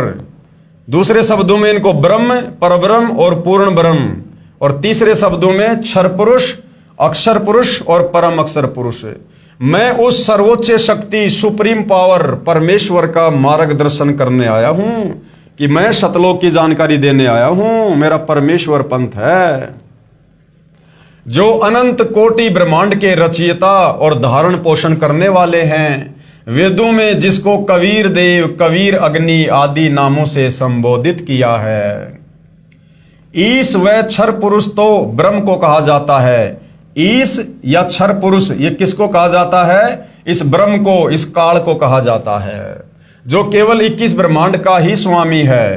फिर परब्रह्म व अक्षर पुरुष ये ईश्वर को कहा जाता है। ईश्वर, परब्रह्म व अक्षर पुरुष को ईश्वर कहा जाता है, जो 7 संग ब्रह्मांडों का स्वामी है। तथा परम अक्षर पुरुष को पूर्ण ब्रह्म व परमेश्वर कहा जाता है, जो असंख्य ब्रह्मांडों का स्वामी है, अर्थात कुल का मालिक है। और इसलिए कबीर जी ने श्री रामानंद जी से कहा कि मेरा पंथ परमेश्वर की प्राप्ति वाला है। गीता जी अध्याय 15 श्लोक नंबर 17 में लिखा है कि वास्तव में अविनाशी परमेश्वर तो कोई और ही है, और वही तीनों लोकों में प्रवेश करके सबका धारण पोषण करता है। कौन से तीनों लोकों में? ऊपर के जो लोक परमात्मा ने रचे थे 3 लोक, अजरो अविनाशी, अगम लोक, अलख लोक, शतलोक, उन लोकों में निवास करने वाली जितनी भी आत्माएं हैं उन सब का पालन पोषण कबीर परमात्मा ही करते हैं। तो ऊपर के तीनों लोकों को एक लोक की संज्ञा दी गई है। उसके बाद परब्रह्म के 7 संग ब्रह्मांडों को एक लोक की संज्ञा दी गई है। फिर इस काल ब्रह्म के 21 ब्रह्मांडों को भी एक लोक की संज्ञा दी गई है। इस प्रकार ये 3 लोक हैं, काल के 21 ब्रह्मांड, अक्षर पुरुष के 7 संग ब्रह्मांड और ऊपर के लोक। तो इन सभी लोकों में प्रवेश करके सबका पालन पोषण, सबका धारण पोषण वो कबीर परमात्मा ही करता है, और वही अविनाशी परमात्मा परमेश्वर इस नाम से जाना जाता है। वह परमेश्वर मैं ही हूं। अब पंडित रामानंद जी को कहा परमात्मा ने कि पंडित जी वो परमात्मा मैं ही हूं, जो तीनों लोकों में प्रवेश करके सबका धारण पोषण करता है। इस बात को सुनकर पंडित रामानंद जी बहुत क्षुब्ध हो गए, नाराज हो गए कि ये 5 साल का धानक का लड़का और अपने आप को ये परमेश्वर कह रहा है। तथा कहा कि रे निकम्मे, तू छोटी जाति का और छोटा मुंह बड़ी बात है, तू अपने आप को भगवान कह रहा है, तू भगवान बन बैठा। बुरी गालियां भी दी। कबीर साहिब बोले, हे गुरुदेव आप मेरे गुरुजी हैं, आप मुझे गाली दे रहे हो तो भी मुझे आनंद आ रहा है। गुरु हमेशा शब्द की चोट मारता है, शब्द की चोट। क्योंकि कबीर परमात्मा जी लीला लीला में पंडित रामानंद जी को अपना गुरु धारण कर चुके थे, लेकिन पंडित रामानंद जी इस बात से बेखबर थे। इसलिए कबीर परमात्मा जी एक आधीन शिष्य बनकर कहने लगे कि हे गुरुदेव, आप मेरे गुरु हैं, आप मुझे गालियां दे रहे हो तो भी मुझे आनंद ही आ रहा है, लेकिन मैं जो आपको कह रहा हूं, मैं ज्यों का त्यों पूर्ण ब्रह्म ही हूं, इसमें कोई संशय नहीं है। इस बात को सुनकर रामानंद जी ने कहा कि ठहर जा, तेरी तो लंबी कहानी बनेगी, तू ऐसे नहीं मानेगा, मैं पहले अपनी पूजा कर लेता हूं। रामानंद जी ने कहा कि इसको बैठाओ, मैं पहले अपनी कुछ क्रिया रहती है वो कर लेता हूं, बाद में इससे निपटूंगा। अब पंडित रामानंद जी क्या क्रिया करते थे? भगवान विष्णु जी की एक काल्पनिक मूर्ति बनाते थे, अपने मन में काल्पनिक मूर्ति बनाते थे, मानसिक पूजा करते थे। वैसे मूर्ति पूजा नहीं करते थे, वो सामने मूर्ति या फोटो रखकर सामने मूर्ति दिखाई देने लग जाती थी, मन में सोचते थे। जैसे कर्मकांड करते हैं, भगवान की मूर्ति के पहले वाले सारे कपड़े उतार कर उसको जल से स्नान करवा कर फिर स्वच्छ कपड़े भगवान ठाकुर को पहनाकर गले में माला डालकर तिलक लगाकर मुकुट रख देते हैं। रामानंद जी कल्पना कर रहे थे, कल्पना करके भगवान की काल्पनिक मूर्ति बनाई, श्रद्धा से जैसे नंगे पैरों जाकर आप ही गंगा जल लाए हों ऐसी अपनी भावना बनाकर ठाकुर जी की मूर्ति के कपड़े उतारे, फिर स्नान करवाया तथा नए वस्त्र पहना दिए, तिलक लगा दिया, मुकुट रख दिया और माला यानी कंठी डालनी भूल गए। यदि कंठी न डाले तो पूजा अधूरी, और मुकुट रख दिया तो दोबारा उसे उतारा नहीं जा सकता, वरना पूजा खंडित मानी जाती। यदि उसी दिन मुकुट उतार दें तो पूजा खंडित मानी जाती है। पंडित रामानंद जी अपने आप को कोस रहे हैं कि इतना जीवन हो गया, मेरा कभी भी ऐसी गलती जिंदगी में नहीं बनी, लेकिन वो गलती उस दिन जानबूझकर कबीर परमात्मा ने पंडित रामानंद जी से करवाई। प्रभु यानी हे भगवान, आज क्या गलती बन गई मुझ पापी से? यदि मुकुट उतारूं तो पूजा खंडित। उसने सोचा कि चल मुकुट के ऊपर से कंठी माला डालकर देखता हूं। अपनी कल्पना से कर रहे हैं, कोई सामने मूर्ति नहीं और पर्दा लगा है, कबीर साहिब दूसरी तरफ बैठे हैं, मुकुट में माला फंस गई, आगे नहीं जा रही थी। तब रामानंद जी ने सोचा अब क्या करूं, हे भगवान, आज तो मेरा सारा दिन ही व्यर्थ गया, आज की मेरी भक्ति कमाई व्यर्थ गई, क्योंकि जिसको परमात्मा की कसक होती है उसका एक नित्य नियम भी रह जाए तो उसको दर्द बहुत होता है। जैसे इंसान की जेब कट जाए और फिर बहुत पश्चाताप करता है, ऐसे ही प्रभु के सच्चे भक्तों को इतनी लगन होती है। यानी ये पहचान बताई गुरुदेव भगवान ने, यदि किसी दिन भगत के मंत्र पूरे ना हो पाए या तीनों समय की आरती में से कोई आरती छूट जाए तो भगत को बड़ा दुख होता है, और यदि दुख नहीं हो रहा है इसका मतलब भगत भक्ति को सीरियस नहीं ले रहा है। इतने में कबीर साहब ने कहा कि स्वामी जी माला की गुंडी खोलो और गले में डाल दो। अब बीच में पर्दा लगा हुआ है, सामने कोई मूर्ति नहीं है, पंडित जी मन में खाली कल्पना कर रहे थे, और 5 वर्ष की लीला में आयु में कबीर परमात्मा बाहर खड़े होकर कह रहे हैं कि पंडित जी चिंता मत करो, आप ऐसा करो, ये जो माला मुकुट में अटक गई है ना, आप इसकी पीछे से गांठ खोलो और गांठ खोल के फिर ठाकुर जी के गले में डाल दो, आपको मुकुट भी नहीं उतारना पड़ेगा और आपकी पूजा भी खंडित नहीं होगी। इतने में कबीर साहब ने कहा कि स्वामी जी माला की गुंडी खोलो और गले में डाल दो, फिर गांठ लगा दो, मुकुट उतारना ही नहीं पड़ेगा। अब रामानंद जी काहे के मुकुट उतारे था, काहे की गांठ खोले था। कुटिया के सामने लगा पर्दा भी पंडित रामानंद जी ने अपने हाथ से फेंक दिया और सारे ब्राह्मण समाज के सामने उस कबीर परमेश्वर को सीने से लगा लिया, ये सोचकर कि भाई ये तो भगवान है, भगवान नहीं तो भगवान का कोई विशेष कोई कृपा पात्र है, कोई देव पुरुष है जिसने मेरी मन की बात को जान लिया। रामानंद जी ने कहा कि हे भगवान, आपका तो इतना कोमल शरीर है। जैसे ही रामानंद जी ने कबीर परमेश्वर जी को बाहों में लिया तो कबीर परमात्मा जी का रूई जैसा कोमल शरीर, क्योंकि परमेश्वर का शरीर पंचतत्व से बना नहीं होता है, जैसे रूई हो, और मेरा तो पत्थर जैसा शरीर है। एक तरफ तो भगवान खड़े हैं और एक तरफ जाति और धर्म की दीवार है। प्रभु चाहने वाली पुण्यात्माएं धर्म की बनावटी दीवार को तोड़ना उत्तम समझती हैं। वैसा ही पंडित रामानंद जी ने किया। सामने पूर्ण परमात्मा को पाकर न जाति देखी, न धर्म देखा, न छुआछात, केवल आत्म कल्याण देखा। इसको वास्तव में ब्राह्मण कहते हैं, पंडित कहते हैं, ज्ञानी कहते हैं। बोलत रामानंद जी हम गड़बड़ा सुकाल, गरीब दास पूजा करे मुकुट फही जदमाल। सेवा करो संभाल कर सुन स्वामी सुर ज्ञान, गरीब दास सिर मुकुट धर माला अटकी जान। स्वामी घुंडी खोल कर फिर माला गड़ डार, गरीब दास इस भजन को जानत है करतार। डोडी पर्दा दूर कर लिया कंठ लगाए, गरीब दास गुजरी बहुत बदने बदन मिलाए। गरीबदास जी कह रहे हैं जिस समय पंडित रामानंद जी ने कबीर परमात्मा को जो दानक के घर में जुलाई की भूमिका कर रहे थे, उस समय छुआछात अपने चरम पर थी। पंडित लोग इन जुलाहों को छुआ भी नहीं करते थे और अपने सर्व शिष्यों के सामने और हजारों की संख्या में लोगों के सामने जब पंडित रामानंद जी ने कबीर परमात्मा को सीने से लगाया, अपनी बाहों में भर लिया, तो उस समय उनके ऊपर बीत तो बहुत बुरी रही थी कि समाज क्या कहेगा कि पंडित रामानंद जी जो अछूतों को छुआ भी नहीं करते थे और आज इस दानक के बेटे को अपनी बाहों में भर रहे हैं, ये समाज क्या कहेगा, मेरे शिष्य क्या कहेंगे। लेकिन परमात्मा कहते हैं जिसको भगवान चाहिए वो धर्म और जातियों की जंजीरों को तोड़ डालता है। पंडित रामानंद जी ने कहा, हे कबीर प्रभु आपने झूठ क्यों बोला? कबीर साहिब बोले कि कैसा झूठ स्वामी जी?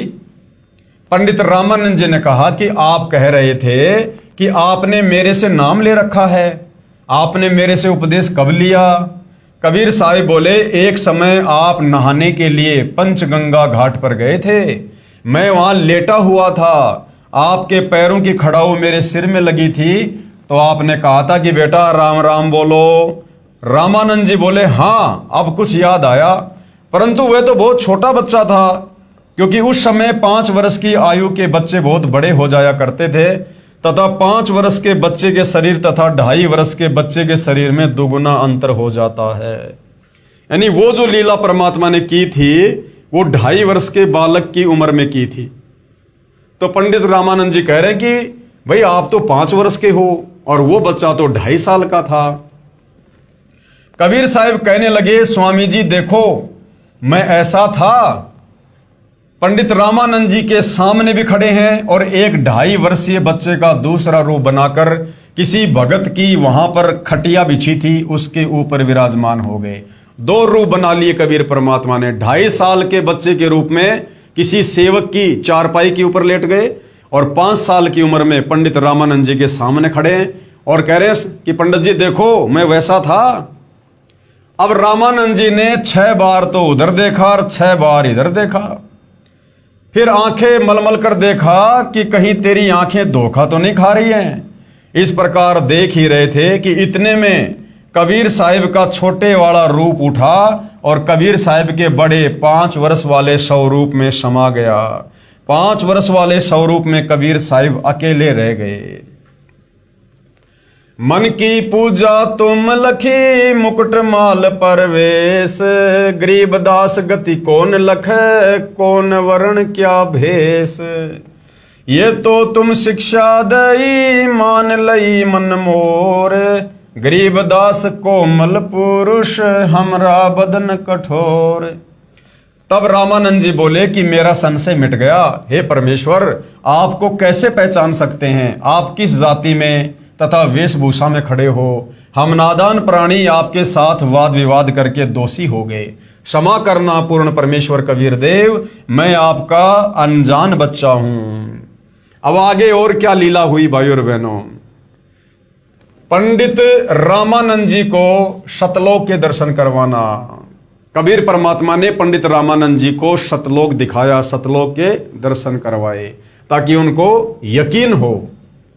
सुन बच्चा मैं स्वर्ग की कैसे छोड़ूं रीति, गरीब दास गुदरी लगी जन्म जात है बीती।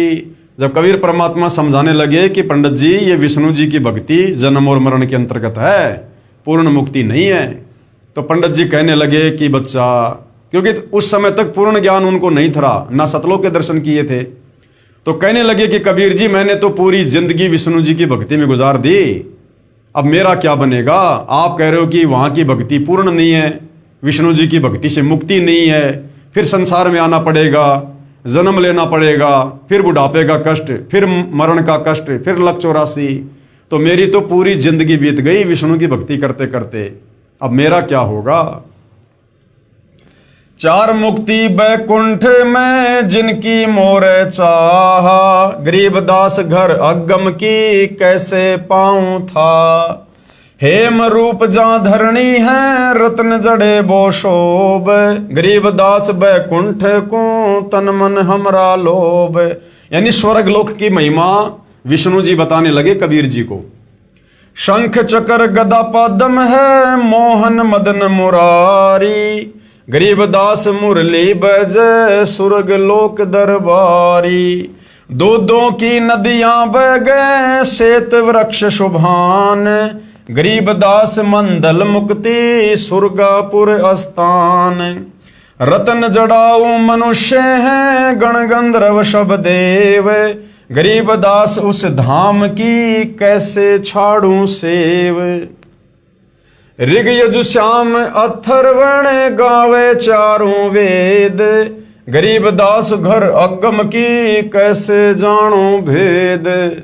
चार मुक्ति चितवन लगी कैसे बचूं ताही, गरीबदास गुप्तार गति हमको द्यो समझाए।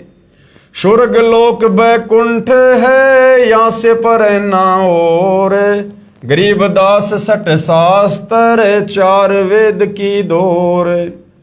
चार वेद गावे तिसे सुर नर मुनि मिलाप, गरीबदास धुरपोर जिस मिट गए तीनों ताप।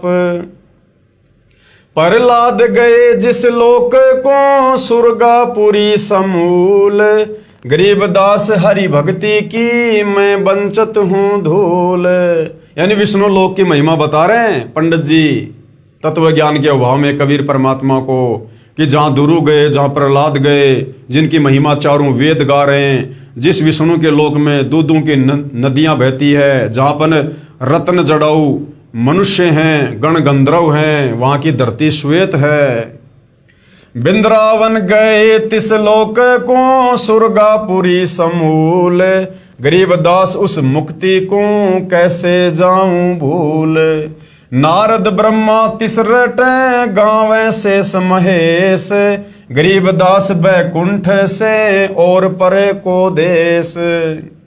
सहस 88 जिस जप और 33 सेव, गरीबदास जहाँ से परे और कौन है देव।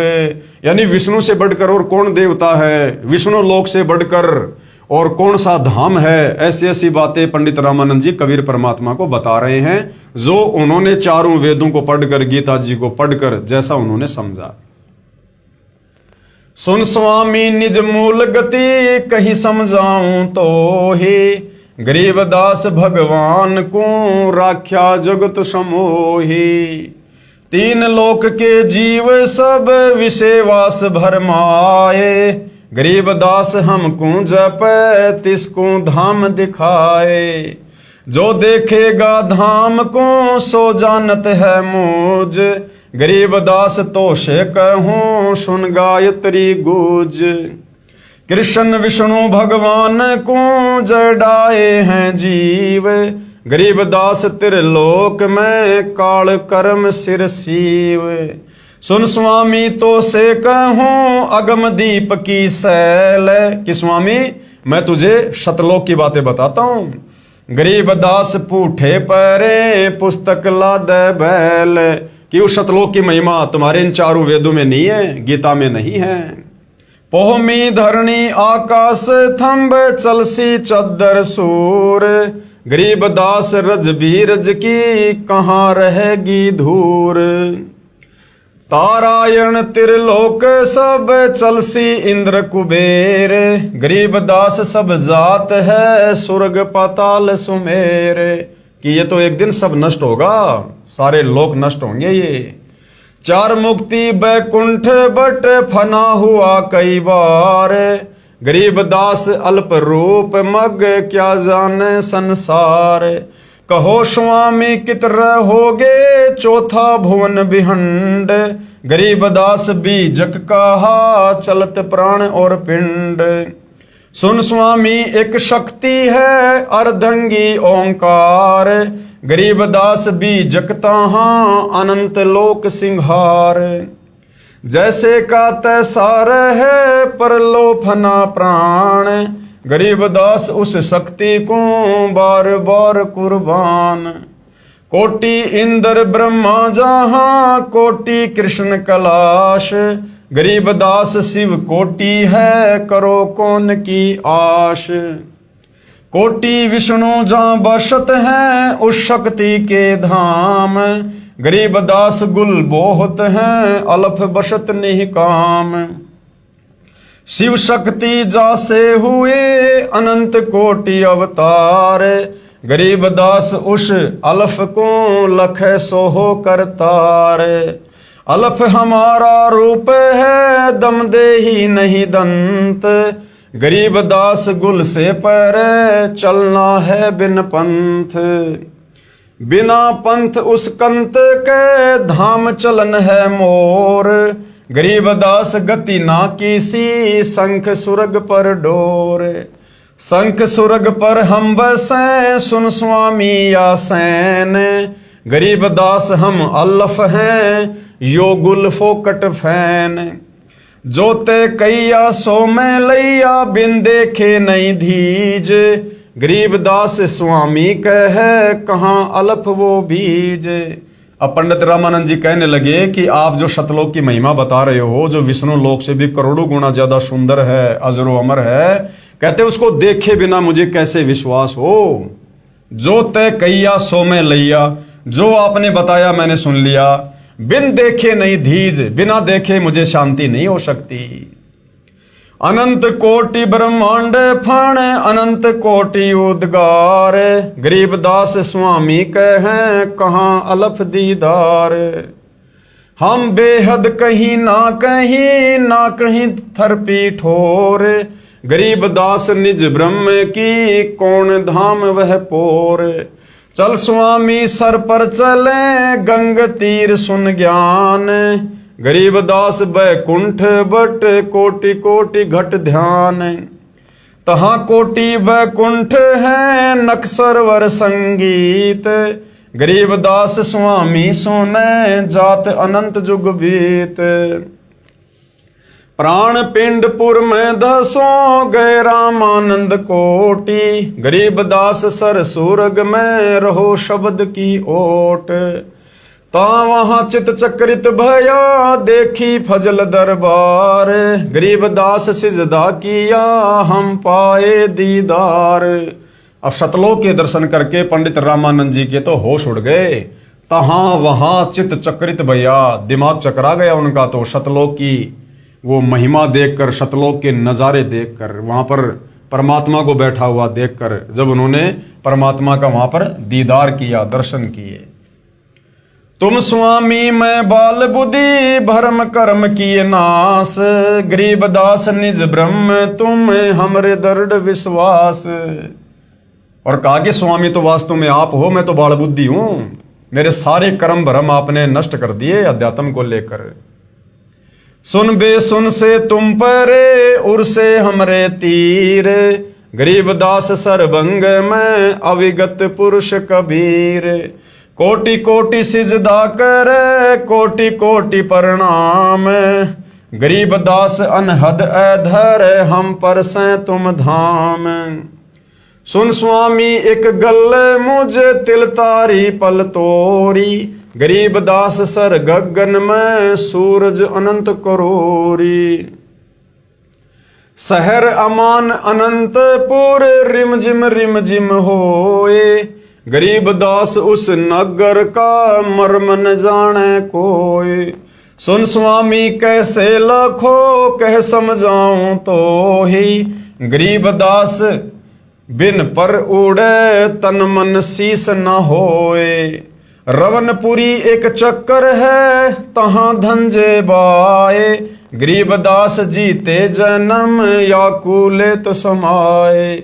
आसन पद्म लगाए कर भिरंगनाद को खैंच, गरीब दास अचवन कर देवदत्त को ऐंच। काली उनकूली ने रंग जाके दो फुन धार, गरीब दास कूरम्ब सिर तास कर उद्गार।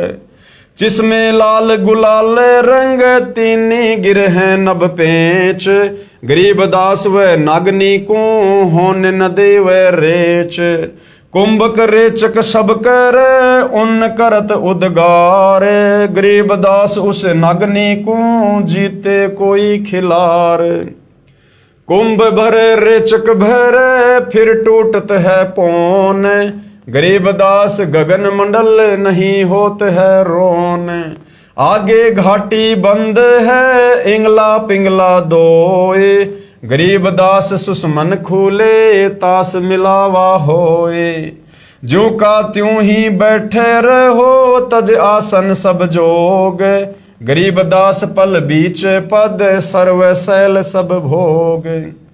कोटि कोटि बैकुंठ है कोटि कोटि शिव शेष, गरीब दास उस धाम में ब्रह्मा कोटि नरेश। आवादान अमानपुर चली स्वामी ता चाल, गरीब दास पर लो अनंत बोहरी न झंपे काल। अमर चीर तहां पहरी है अमर हंस सुख धाम, गरीब दास भोजन ऐजर चल स्वामी निज धाम। बोलत रामानंद जी सुन कबीर करतार, गरीब दास सब रूप में तुम ही बोलनहार। तुम साहिब तुम संत हो तुम सतगुरु तुम हंस, गरीब दास तुम रूप बिन और न दूजा अंश। अब पंडित रामानंद जी क्या कह रहे हैं कि हे परमात्मा जी, अब मेरी सब समझ में आ गया सतलोक देखने के बाद। तुम साहिब परमात्मा भी तुम ही हो, और संत यानी एक भगत की भूमिका भी तुम ही करते हो जो वर्तमान में कर रहे हो, और सतगुरु भी तुम ही हो, और एक अच्छे हंस एक अच्छे भगत की भूमिका भी तुम ही करते हो। गरीब दास तुम रूप बिन और न दूजा अंश। तो भाई और बहनों, वर्तमान में जो जगत गुरु तत्वदर्शी की भूमिका इस सृष्टि में इस पृथ्वी पर जो महापुरुष निभा रहे हैं सतगुरु रामपाल जी, ये स्वयं साहिब हैं, परमात्मा हैं। मैं भगता मुक्ता भया किया कर्म कुंद नाश, गरीब दास अविगत मिले मेटी मन की बांश। दोहूं ठोर है एक तू भया एक से दोए, गरीब दास हम कारणे उतरे हैं मगजोए। गोष्ठी रामानंद से काशी नगर मंझारे, गरीब दास जिंद पीर के हम पाए दीदार। बोले रामानंद जी सुनो कबीर सुभान, गरीब दास मुक्ता भये उदरे पिंड और प्राण। अब इन वाणियों का संक्षेप में गुरुदेव भगवान ने सरलार्थ किया है। कबीर साहिब यानी कबीर देव ने स्वामी रामानंद जी से पूछा कि स्वामी जी आप क्या पूजा करते हो? तो पंडित रामानंद जी ने कहा कि मैं वेदों व गीता जी के अनुसार साधना करता हूं। कबीर साहब ने पूछा कि वेदों व गीता के आधार से साधना करके किस लोक में जाओगे? तो पंडित रामानंद जी ने कहा स्वर्ग में जाऊंगा। कबीर परमेश्वर ने पूछा स्वर्ग में क्या करोगे दाता? तो पंडित रामानंद जी ने कहा कि वहां पर बहुत प्यारे भगवान विष्णु जी हैं, उनके दर्शन किया करूंगा, और वहां पर दूधों की नदी है, वहां कोई चिंता नहीं है, कोई फिक्र नहीं है, मैं वहां आनंद से रहूंगा। कबीर परमेश्वर ने पूछा कि स्वामी जी कितने दिन रहोगे स्वर्ग में? विद्वान पुरुष थे पंडित जी, उनको ज्ञान था, 2 ही मिनट में समझ गए। स्वामी जी बोले मेरी जितनी भक्ति की कमाई होगी तब तक रहूंगा भाई। कबीर साहब ने पूछा फिर कहां जाओगे? रामानंद जी ने कहा ना जाने कर्म आधार पर कहां तथा किस योनि में जन्म होगा, यानी गधा भी बनूंगा, कुत्ता भी बनूंगा, नरक में भी जाऊंगा। कबीर साहिब ने कहा ये क्या साधना? ये क्या भक्ति हुई फिर आपकी? आज आप भक्ति में जी जान लगा रहे हो और उसके बाद कह रहे हो कि मैं लक 84 में जाऊंगा, गधा कुत्ता भी बनूंगा। तो क्या साधना कर रहे हो फिर आप? कबीर साहब ने कहा कि ये क्या साधना? तो स्वामी जी आपने असंख्यों बार की है, ऐसी साधना तो आपने असंख्यों बार की है। कबीर साहब ने कहा कि ये साधना तो स्वामी जी आपने असंख्यों बार की है, इससे जीव मुक्त नहीं हो सकता। आप श्री विष्णु जी की साधना करके स्वर्गलोक में जाना चाहते हो। जो साधक ब्रह्म साधना करके, यानी विष्णु जी की साधना से ऊपर है ब्रह्म साधना, काल की साधना, ओम नाम का जो जाप होता है, जो भगत ब्रह्म साधना करके ब्रह्म लोक में जाते हैं वे भी जन्म मृत्यु के चक्कर में रहते हैं, क्योंकि एक दिन महास्वर्ग जो ब्रह्म लोक में बना है वो भी नष्ट हो जाएगा। गीता जी के 8वें अध्याय का 16वां श्लोक बताता है, पंडित रामानंद जी तो विद्वान पुरुष थे, उनको तो श्लोक उंगलियों पर याद थे। पंडित रामानंद जी ने कहा आप ठीक कहते हो, ऐसा ही लिखा है। कबीर साहिब ने कहा बताओ जी फिर कहाँ रहोगे? न आपके श्री कृष्ण मुरारी ही रहेंगे, ये ब्रह्मलोक विष्णु लोक आदि के सर्व प्राणी तथा श्री विष्णु जी आदि तीनों देवता भी नष्ट होंगे, फिर आप कहाँ रहोगे गुरुदेव? फिर रामानंद जी विचार करने पर विवश हो गए। परमेश्वर कबीर साहिब जी ने पूछा स्वामी जी गीता जी का ज्ञान किसने बोला? पंडित रामानंद जी ने उत्तर दिया कि श्री कृष्ण जी ने। परमेश्वर कबीर साहिब जी ने कहा स्वामी जी संक्षिप्त महाभारत द्वितीय खंड पेज नंबर 1531 पुराने वाला तथा 667 नए वाला, उसमें लिखा है कि श्री कृष्ण जी तो कह रहे हैं कि अर्जुन मुझे अब वह गीता वाला ज्ञान याद नहीं है, मैं दोबारा वही ज्ञान नहीं सुना सकता। परमेश्वर कबीर साहिब जी ने सर्व प्रमाण बताए। गीता अध्याय 8 श्लोक 13 में गीता ज्ञानदाता ब्रह्म, ये काल ब्रह्मा विष्णु महेश का पिता दुर्गा का पति क्या कह रहा है? ओम इति एकाक्षरम ब्रह्म व्यवहारण माम अनुशमरण ये परियाति तजन देहम स याति परमाम गतम। ये ब्रह्म गीता बोलने वाला ब्रह्मा विष्णु महेश का पिता दुर्गा का पति, ये काल ब्रह्म ज्योति निरंजन, ये गीता अध्याय 8 श्लोक 13 में गीता का ज्ञान देते समय क्या कह रहा है कि भाई अर्जुन मेरा तो एक ओम नाम का मंत्र है। इसका शब्दार्थ है कि गीता बोलने वाला ब्रह्म अर्थात काल कह रहा है कि माम ब्रह्म यानी मुझ ब्रह्म का तो इति मानी यह है, ओम एकाक्षरम यानी ओम एक अक्षर है, व्यवहारन यानी उच्चारण करके, अनुशमरन सुमरण करने का ये जो साधक, तजन देहम यानी शरीर त्यागते समय तक अर्थात अंतिम श्वास तक, परियाति यानी स्मरण साधना करता है, स यानी वह साधक ही मेरे वाली, परमाम गतम यानी परम गति को, याति यानी प्राप्त होता है। और इस काल की परम गति क्या है? ब्रह्मलोक। और ब्रह्मलोक में गए हुए प्राणी भी वहां अपने भक्ति कमाई नष्ट करके वापस जन्म और मरण में आते हैं। गीता अध्याय 8 श्लोक नंबर 16 इसका प्रमाण है। भावार्थ है कि श्री कृष्ण जी के शरीर में प्रेतवत प्रवेश करके ब्रह्म अर्थात 1000 भुजा वाला ज्योति निरंजन काल कह रहा है कि मुझ ब्रह्म की साधना केवल एक ओम नाम से मृत्यु पर्यंत करने वाले भगत को मुझसे मिलने वाला लाभ प्राप्त होता है, अन्य कोई मंत्र मेरी भक्ति का नहीं है।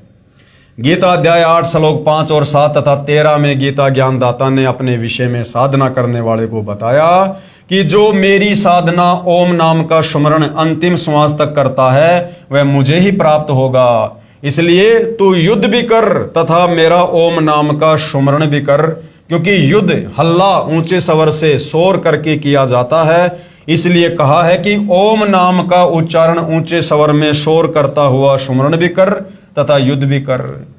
अब भाई और बहनों, ये काल क्यों कह रहा है कि इस ओम नाम का जाप जोर जोर से उच्चारण करके करो, ओम ओम? क्योंकि भाई और बहनों, किसी भी मंत्र का मौखिक जाप करना और मानसिक जाप करना, उन दोनों की कमाई में रात और दिन का अंतर होता है। ओम नाम का यदि आप मुंह से बोलकर शोर करके जाप करोगे ओम ओम, तो गुरुदेव ने बताया उसका केवल एक ही लाभ मिलेगा, एक मंत्र का एक ही लाभ मिलेगा। और जब हम तत्वदर्शी संत की शरण में आकर उनके बताए अनुसार विधिवत जब उस ओम मंत्र का मानसिक जाप करेंगे, मन ही मन में जाप करेंगे, तो उससे 1000 गुना ज्यादा लाभ मिलेगा, 1000 गुना ज्यादा। लेकिन ये काल नहीं चाहता कि किसी की भक्ति कमाई इतनी बन जाए कि जो कोई 1000 युगों तक लंबे समय तक ब्रह्मलोक में रहे। अगर वो इतने लंबे समय तक वहां पड़ा रहेगा तो फिर दोबारा मनुष्य जन्म प्राप्त कैसे करेगा, और दोबारा जल्दी मनुष्य जन्म प्राप्त नहीं करेगा तो फिर काल फिर किसके सूक्ष्म शरीर से वासना निकाल के खाएगा। फिर गीता अध्याय 8 श्लोक 6 में कहा है कि ये विधान है कि जो जिस प्रभु का अंत समय में स्मरण करता हुआ शरीर त्यागता है वह उसी को प्राप्त होता है। गीता ज्ञानदाता प्रभु गीता अध्याय 8 श्लोक 8 से 10 तक तीनों श्लोकों में ब्रह्म से अन्य पूर्ण परमात्मा परम दिव्य पुरुष परमेश्वर अर्थात पूर्ण ब्रह्म के विषय में कह रहा है कि यदि कोई उसकी साधना करता हुआ शरीर त्यागता है तो उसी पूर्ण परमात्मा परमेश्वर को ही प्राप्त करता है। यानी गीता ज्ञानदाता दुर्गा का पति ब्रह्मा विष्णु महेश का पिता काल ब्रह्म गीता अध्याय 8 श्लोक 8 से 10 में अपने से अन्य उस पूर्ण परमात्मा की भक्ति करने का विधान भी बता रहा है कि जो उस पूर्ण परमात्मा की भक्ति करेगा अंतिम समय में शरीर छोड़ते समय तक उसी पूर्ण परमात्मा के लोक में जाएगा। और उस पूर्ण परमात्मा की भक्ति बताने वाला भाई गीता अध्याय 4 श्लोक नंबर 34 में बता दिया कि अर्जुन किसी तत्वदर्शी संत की खोज कर, वो तत्वदर्शी महात्मा तुझे परमेश्वर की भक्ति के बारे में बताएंगे, मुझे ज्ञान नहीं है। तो भाई और बहनों, वह तत्वदर्शी संत वर्तमान में धरती पर सतगुरु रामपाल जी हैं जिनके पास में पूर्ण ब्रह्म परमेश्वर की कंप्लीट जानकारी है, पूर्ण मुक्ति का मार्ग है। सतगुरु रामपाल जी ही जगत के तारणहार हैं, जगत के मुक्तिदाता हैं। उसी से पूर्ण मोक्ष तथा शतलोक प्राप्ति तथा परम शांति प्राप्त होगी। इसलिए उस परमेश्वर की शरण में जा। गीता अध्याय 18 श्लोक 62 और 66 तथा गीता अध्याय 15 श्लोक 4, मैं गीता ज्ञानदाता ब्रह्म भी इसी की शरण में हूं। पूरा हिंदू समाज जिस गीता का ज्ञान देने वाले को भगवान मानता है, परमात्मा मानता है, वो गीता का ज्ञान देने वाला खुद कह रहा है कि भैया परमात्मा तो कोई और है, जहां जाने के बाद फिर कोई कष्ट नहीं, कोई जन्म मरण नहीं। और खुद कह रहा है कि नादान दुनिया वालों, मेरी क्या भक्ति करते हो तुम, मेरा तो ओम नाम है, मैं ब्रह्म हूं, ब्रह्म लोक में रहता हूं, मेरी भक्ति करके फिर लक 84 में जाओगे, जन्म मरण में रहोगे, गधे कुत्ते बनोगे। और खुद कह रहा है कि मैं खुद उस परमपिता परमेश्वर की शरण में हूं, वो मेरा भी इष्ट देव है, तो उसी की भक्ति करनी चाहिए। गीता अध्याय 18 श्लोक 62-66, अध्याय 15 श्लोक 4 में गीता ज्ञानदाता ये ब्रह्मा विष्णु महेश का पिता दुर्गा का पति खुद कह रहा है कि मैं भी इसी की शरण हूं। रामानंद जी ने सभी प्रमाणों को आंखों देखकर दांतों तले उंगली दबाई, क्योंकि वो तो गीता जी को उंगलियों पर याद किए हुए थे, तथा सत्य को स्वीकार किया। कहा कि बच्चा, बात तो शास्त्रों की तू सही बता रहा है, जो सत्य है हमारे को किसी ने ऐसा ज्ञान ही नहीं दिया, हम क्या करें। कबीर साहिब ने बताया कि पवित्र गीता जी में ही लिखा है 8वें अध्याय का 8, 9 और 10 श्लोक तथा अध्याय नंबर 18 का श्लोक नंबर 62 पढ़कर देखो। पवित्र गीता जी व पवित्र वेदों को बोलने वाला ब्रह्म ये काल श्री कृष्ण जी में प्रेत की भांति प्रवेश करके कह रहा है कि उस परमात्मा की शरण में जा अर्जुन, तेरा फिर मरण नहीं होगा। गीता का ज्ञान देने वाला भगवान जिसको हिंदू समाज अपना परमात्मा कहता है, वो तो खुद अर्जुन को कह रहा कि अर्जुन तू उस परमात्मा की शरण में जा, वहीं तेरा कल्याण होगा। उसके लिए अध्याय नंबर 4 का श्लोक नंबर 34, उन संतों को खोजो, अर्थात तत्वदर्शी संत की खोज करो जो उस परमात्मा के परम तत्व को जानने वाले हों। तो भाई वो तत्वदर्शी संत वर्तमान में धरती पर सतगुरु रामपाल जी हैं। विलंब इनसे उपदेश लेकर अपनी आत्मा के कल्याण की दिशा में आगे बढ़ो। उस तत्वदर्शी संत को यानी उनको दंड प्रणाम करो, विनम्र व निष्कपट भाव से उनका सत्कार करो। जब वे तत्वदर्शी संत प्रसन्न हो जाएं, फिर उनसे दीक्षा नाम मांगो, फिर तेरा पुनर्जन्म व मरण नहीं होगा। यानी वो तेरी पूर्ण मुक्ति कर देगा, तुझे परम धाम सतलोक में भेज देगा। पवित्र गीता अध्याय 15 मंत्र 1 से 4 में कहा है कि यह उल्टा लटका हुआ संसार रूपी वृक्ष है, ऊपर को मूल तो आदि पुरुष अर्थात सनातन परमात्मा है, नीचे को तीनों गुण रजगुण ब्रह्मा, सतगुण विष्णु, तमगुण शिव रूपी शाखाएं हैं। इस पूर्ण संसार रूपी वृक्ष अर्थात पूर्ण सृष्टि रचना को मैं ब्रह्म काल नहीं जानता। ये विचार काल में, यहाँ विचार काल में अर्थात गीता जी के ज्ञान में आपको मैं पूर्ण ज्ञान नहीं दे सकता। उसके लिए किसी तत्वदर्शी संत की खोज कर। गीता अध्याय 4 मंत्र 34। फिर वह आपको सर्व सृष्टि की रचना का ज्ञान तथा सर्व प्रभुओं की स्थिति सही बताएगा। तो वो सृष्टि रचना भाइयों और बहनों इस पवित्र पुस्तक ज्ञान गंगा में, जिस पर वीडियो बन चुके हैं, आप जी देख लेना। कंप्लीट ज्ञान सृष्टि रचना का सर्व शास्त्रों से प्रमाणित करके सतगुरु रामपाल जी ने दे दिया है। तो गीता जी अध्याय 4 श्लोक नंबर 34 में जिस तत्वदर्शी संत की बात कही है गीता ज्ञान दाता के द्वारा, वह तत्वदर्शी संत वर्तमान में सतगुरु रामपाल जी हैं। उसके पश्चात उस परम पद परमेश्वर की खोज करनी चाहिए जिसमें गए साधक का फिर जन्म मृत्यु नहीं होता, अर्थात पूर्ण मोक्ष हो जाता है। जिस परमेश्वर ने संसार रूपी वृक्ष अर्थात सर्व ब्रह्मांडों की रचना की है, मैं यानी ब्रह्म काल भी उस परमेश्वर की ही शरण में हूं, यानी मैं भी उसी का ध्यान करता हूं। इसलिए उस परमेश्वर की पूजा करो। पंडित रामानंद जी बोले कि लिखा तो ऐसा ही है बच्चा, बिल्कुल यो ही है, लेकिन ये सतलोक ने तो किसी से सुना, जिस कारण अब मेरा मन विश्वास नहीं कर रहा कि वह सत्य होगा। कबीर साहब ने पूछा कि आप कैसे साधना करते हो? पंडित रामानंद जी बोले कि मैंने सारे शरीर को साध रखा है। योग अभ्यास के साथ मैं अंदर कमलों में से गुजरकर त्रिकुटी यानी त्रिवेणी तक पहुंच जाता हूं। कबीर साहब बोले कि आप एक बार त्रिवेणी तक पहुंचो। जब रामानंद जी समाधिस्थ हुए, क्योंकि उनका तो प्रतिदिन का अभ्यास था, त्रिवेणी पर जाकर 3 रास्ते हो जाते हैं। प्रत्येक ब्रह्मांड में बने ब्रह्मलोक में प्रवेश करते ही 3 रास्ते हो जाते हैं। इसी प्रकार 20 ब्रह्मांडों के पार 21वें ब्रह्मांड में भी यही व्यवस्था है। एक रास्ता सामने ब्रह्मलोक में बने 3 गुप्त स्थानों को जाता है, जहां पर ज्योति निरंजन यानी इस काल ने 3 रूप बनाकर रहता है। सामने का ब्रह्मरंध्र तुम्हारे इस नाम से नहीं खुलेगा। कबीर परमात्मा ने कहा कि पंडित जी तेरे ओम नाम से ये ब्रह्मरंध्र नहीं खुलेगा, ये ब्रह्मरंध्र भी सतनाम से खुलेगा, क्योंकि ये ब्रह्मरंध्र वो रास्ता है जहां से हम सतलोक जाते हैं। कबीर साहब ने श्वास के द्वारा अपना सतनाम उच्चारण किया, सामने का द्वार खुल गया। कबीर साहब ने कहा कि अब आपको काल भगवान दिखाता हूं। अब तेरे विष्णु से ऊपर जो काल भगवान है ना, जिसको तुम निराकार निराकार कहा करते थे, तुझे वो दिखाता हूं। वो ब्रह्म जिसने श्री कृष्ण के शरीर में प्रवेश करके और गीता जी का ज्ञान बोला था, जिसको आप निराकार कहते हो, जो गीता में कहता है कि मैं सबको खाऊंगा, जिसने अटल प्रतिज्ञा कर रखी है मैं किसी को अपने काल रूप में दर्शन नहीं दूंगा। तो पंडित जी अब मैं आपको उस काल के दर्शन करवाता हूं। अर्जुन, मैं कभी किसी को दर्शन नहीं देता, मैं कभी किसी के सामने प्रत्यक्ष नहीं होता। कबीर साहब ने कहा कि अब आपके समक्ष उस काल को दिखाता हूं। पहले तो एक ब्रह्मांड में बने ब्रह्मलोक में गुप्त स्थानों पर दिखाया, ब्रह्मा विष्णु व शिव रूप धारण किए था। फिर ब्रह्मलोक को पार करने के द्वार से निकलकर 21वें ब्रह्मांड में ले गए। ब्रह्मलोक से आगे जाने वाले रास्ते को भी, जो जटा कुंडली सरोवर के ऊपर है, अपनी नजरों में रखता है कि कोई निकल ना जाए। 21 ब्रह्मांड का जो अंतिम लोक आता है वह काल ब्रह्म क्षर पुरुष का अपना स्थान है। वहां पर वह उसी भयंकर रूप में बैठा है, काल रूप में, जो इसका असली रूप है। कबीर साहब ने कहा देखो वो बैठा तुम्हारा निराकार भगवान, जिसको तुम निराकार कहते हो। क्योंकि योगियों ने वेदों के आधार पर ओम नाम से साधनाएं की, परमात्मा तो मिला नहीं, सिद्धियां आ गई, स्वर्ग चले गए, महास्वर्ग गए, फिर पशु बन गए। इसलिए प्रभु को सभी ने निराकार मान रखा है कि वह दिखाई नहीं देता।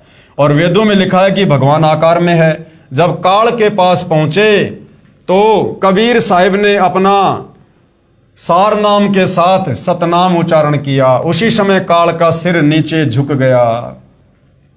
काल के सिर के ऊपर वह द्वार है जहां से सतलोक जाया जाता है तथा परब्रह्म के लोक में प्रवेश होते हैं। उसके बाद एक भंवर गुफा शुरू होती है।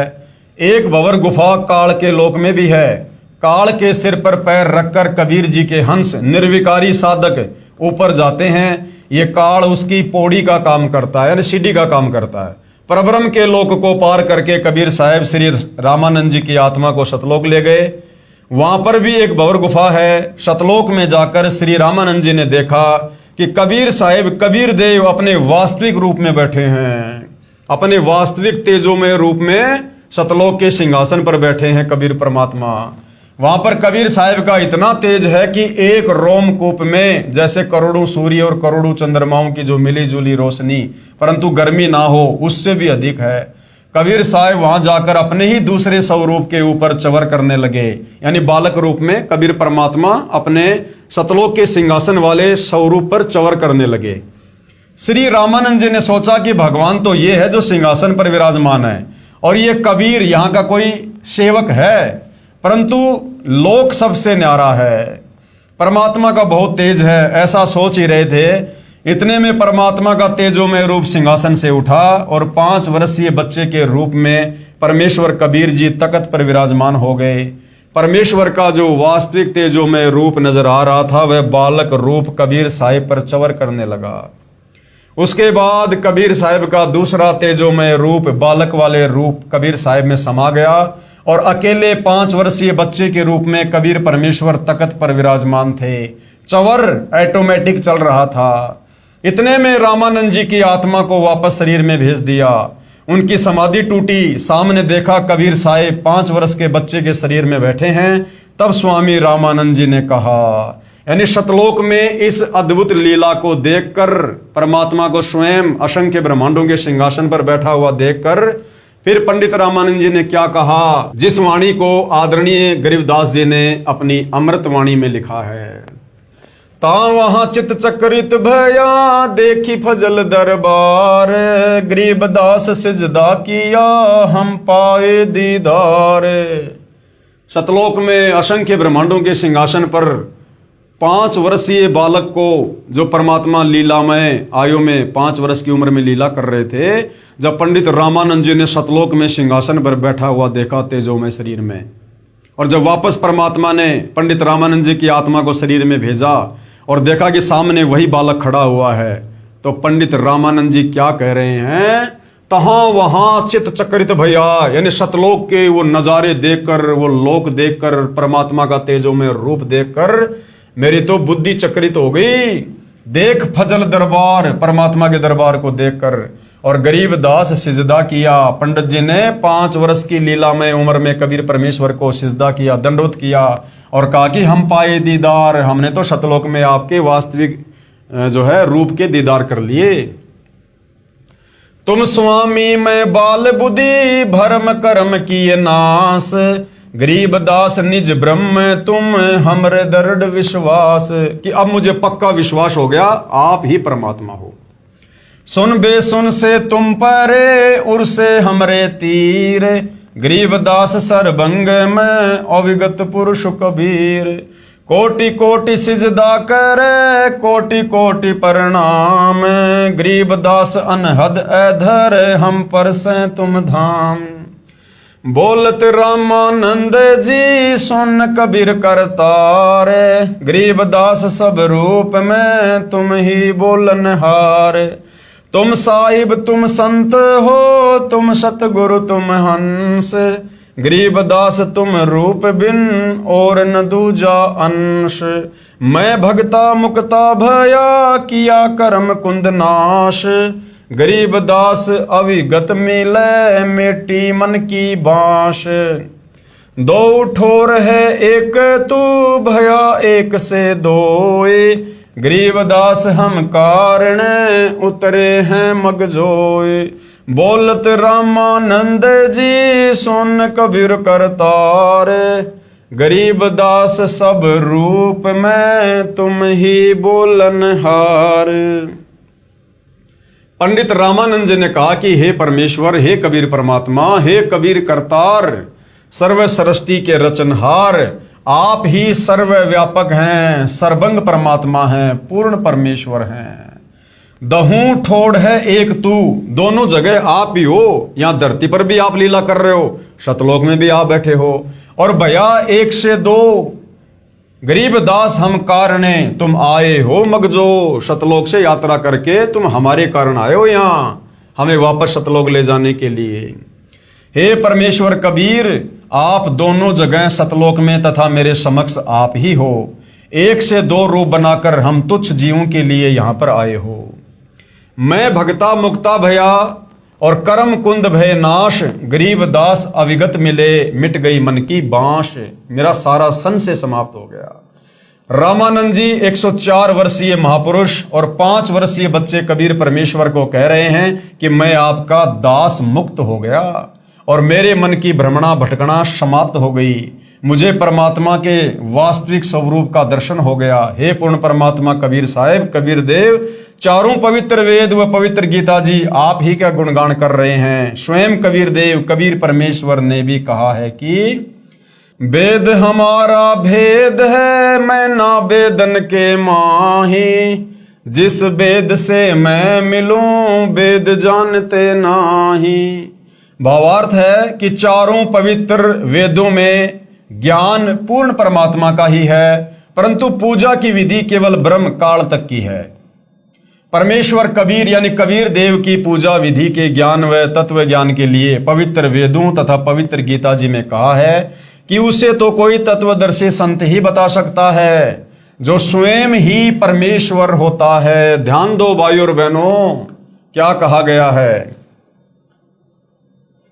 क्या कहा जा रहा है कि परमेश्वर कबीर की पूजा विधि के ज्ञान व तत्व ज्ञान के लिए पवित्र वेदों तथा पवित्र गीता जी में कहा है कि उसे तो कोई तत्वदर्शी संत ही बता सकता है। यानी सतलोक की जानकारी, कबीर परमात्मा की जानकारी, पूर्ण मोक्ष की जानकारी कौन बता सकता है? उसे तो कोई तत्वदर्शी संत ही बता सकता है। तो वर्तमान में धरती पर तत्वदर्शी संत कौन है? सतगुरु रामपाल जी। और वह तत्वदर्शी संत कौन होता है? जो स्वयं ही परमेश्वर होता है, जो खुद परमात्मा ही होता है। अब यहां सतगुरु रामपाल जी, आप और हम नादानों की नादान बुद्धि को देखते हुए अपने आप को छुपा कर कह देते हैं कि मुझे तो कबीर परमात्मा ने भेजा है, मैं तो कबीर जी का सेवक हूं, मुझे तो कबीर जी ने यहां पर दास बनाकर भेजा है। लेकिन भाइयों और बहनों, वो कबीर परमात्मा समर्थ है। उसने अपना ज्ञान बताने के लिए, समझाने के लिए किसी दास को भेजने की आवश्यकता नहीं पड़ती है। और जब से काल की सृष्टि रची है, अनंत करोड़ बार परमात्मा आ चुके हैं। हम विशेषकर 4 युगों का इतिहास जानते हैं, सतयुग से लेकर वर्तमान तक का। सतयुग से वर्तमान तक किसी भी धर्मशास्त्र में यह जानकारी नहीं है, वो चाहे 5वां वेद सूक्ष्म वेद क्यों ना हो, कि कबीर परमात्मा ने हम काल जाल में फंसी आत्माओं को बाहर निकालने के लिए, ज्ञान समझाने के लिए किसी संत को या किसी आत्मा को सतलोक से भेजा हो। ये कबीर परमात्मा स्वयं ही आते हैं। पवित्र गीता जी में कहा है कि उसे तो कोई तत्वदर्शी संत ही बता सकता है, गीता अध्याय 4 श्लोक 34 में, जो स्वयं ही परमेश्वर होता है या कोई उसका भेजा हुआ वास्तविक प्रतिनिधि होता है। अपना प्रतिनिधि बनकर स्वयं कबीर परमात्मा जी ही आते हैं, जो वर्तमान में सतगुरु रामपाल जी के नाम से धरती पर प्रकट हैं। उससे उपदेश प्राप्त करके पूर्ण मोक्ष व परम शांति प्राप्त होती है। दूसरा भाइयों और बहनों, इस काल के लोक से बाहर निकलने का विकल्प रास्ता नहीं है। तो भाइयों और बहनों, ये आप और हमारे विश्वास के लिए पूज्य गुरुदेव सतगुरु रामपाल जी ने, जो स्वयं कबीर भगवान हैं, कबीर परमात्मा हैं, इतने प्रमाण आप और हमें दिए जा रहे हैं ताकि हमें विश्वास हो कि हाँ, ये सृष्टि रचना परम सत्य है जो बताई जा रही है। ये कोई बच्चों का खेल नहीं है, कोई बच्चों की बात नहीं है ये। तो भाइयों और बहनों, अब आप और हमें इतने सारे धर्मशास्त्रों से प्रमाण देखकर, इतने सारे महापुरुषों के प्रमाण देखकर, जिन्होंने आंखों सतलोक देखा, सतलोक देखी महिमा उन्होंने अपने ग्रंथों में लिखी, और वर्तमान में सतगुरु रामपाल जी ने सर्व धर्मशास्त्रों से प्रमाणित कर दिया है। तो भाइयों और बहनों, हमारे मन का ये संशय अब मिट जाना चाहिए, खत्म हो जाना चाहिए कि वास्तव में एक परमात्मा कौन है, सर्वशक्तिमान परमेश्वर कौन है, जिनकी शरण प्राप्त करके, जिनकी भक्ति करके हम इस काल बलि के 21 ब्रह्मांड से, यहाँ के जन्म मरण के कष्ट से, 184 योनियों के कष्ट से, नरक के भयंकर कष्ट से मुक्त होकर अपने निज घर सतलोक जा सकते हैं, जहां जाने के बाद साधक फिर लौटकर इस गंदे संसार में वापस नहीं आता है। उसके लिए भाइयों और बहनों ज्ञान को समझना बहुत जरूरी है, और इस ज्ञान को समझाने के लिए सतगुरु रामपाल जी ने ज्ञान गंगा सहित सैकड़ों की संख्या में पुस्तकें लिखी हैं, हजारों की संख्या में रह रहकर तत्व ज्ञान युक्त सत्संग किए हैं। ना जाने कौन सी बात हमारी समझ में आ जाए और हम इस ज्ञान से परिचित होकर सतगुरुदेव भगवान से उपदेश लेकर अपनी आत्मा का कल्याण करवा सके। वरना भाइयों और बहनों, इस काल के लोक में काल प्रेरणा से हर तरफ, चाहे कोई साधु संत महात्मा, आचार्य शंकराचार्य, मुल्ला पोप पादरी, कोई भी हो, ये केवल आपको भटकाने का काम करेंगे, आपको काल के जाल में फंसाए रखने का ज्ञान देंगे। क्योंकि कबीर परमात्मा के अलावा जब ये तत्वदर्शी संत के रूप में आते हैं तो उनके अलावा जितने भी साधु संत महात्मा होते हैं वो काल प्रेरित होते हैं, काल के द्वारा भेजे गए होते हैं। उन संतों का स्वार्थ सबसे आगे होता है। उन्होंने केवल अपना धार्मिक धंधा चलाना होता है, उन्होंने लोगों के आत्म कल्याण से कोई मतलब नहीं होता है। वे स्वयं काल के जाल में होते हैं, शास्त्र विरुद्ध साधना करते हैं। आप लोगों को उपदेश देकर कहां से वो सतलोक की सैर करवा देंगे। तो भाइयों और बहनों, आज मौका है, सुअवसर है। अनंत करोड़ युगों के बाद ये बिल्ली के भाग का छीका टूटा है। थोड़ी सी रुचि दिखाओ, थोड़े निष्पक्ष होकर धैर्य के साथ सतगुरु रामपाल जी के द्वारा लिखी पुस्तकें पढ़ो, उनके द्वारा किए गए सत्संग सुनो। अवश्य परमात्मा दया करेंगे, ज्ञान समझ में आएगा और उपदेश लेकर अपनी आत्मा का कल्याण करवाइए। हम केवल आप लोगों से प्रार्थना ही कर सकते हैं। तो भाइयों और बहनों, आज के वीडियो में केवल इतना ही। आगे और दृढ़ विश्वास के लिए हम अन्य धर्मों की पवित्र पुस्तकों से ये प्रमाण देखेंगे कि वास्तव में कबीर परमात्मा जी ने रह रहकर चारों युगों में सतलोक के विषय में जो जानकारी दी है वो परम सत्य है। और वर्तमान में सभी धर्मों के सभी धर्मशास्त्र इस बात का समर्थन भी कर रहे हैं। तो आज के वीडियो में केवल इतना ही। कल फिर परमेश्वर के आशीर्वाद से सेवा में हाजिर होंगे। तब तक गुरुदेव भगवान हम सबको आज्ञा दे, आशीर्वाद दे, सद्बुद्धि दे, हमारा मार्गदर्शन करें, हमें भ्रमने भटकने से बचाए। बंदी छोड़ सतगुरु रामपाल जी परमेश्वर जी की जय हो।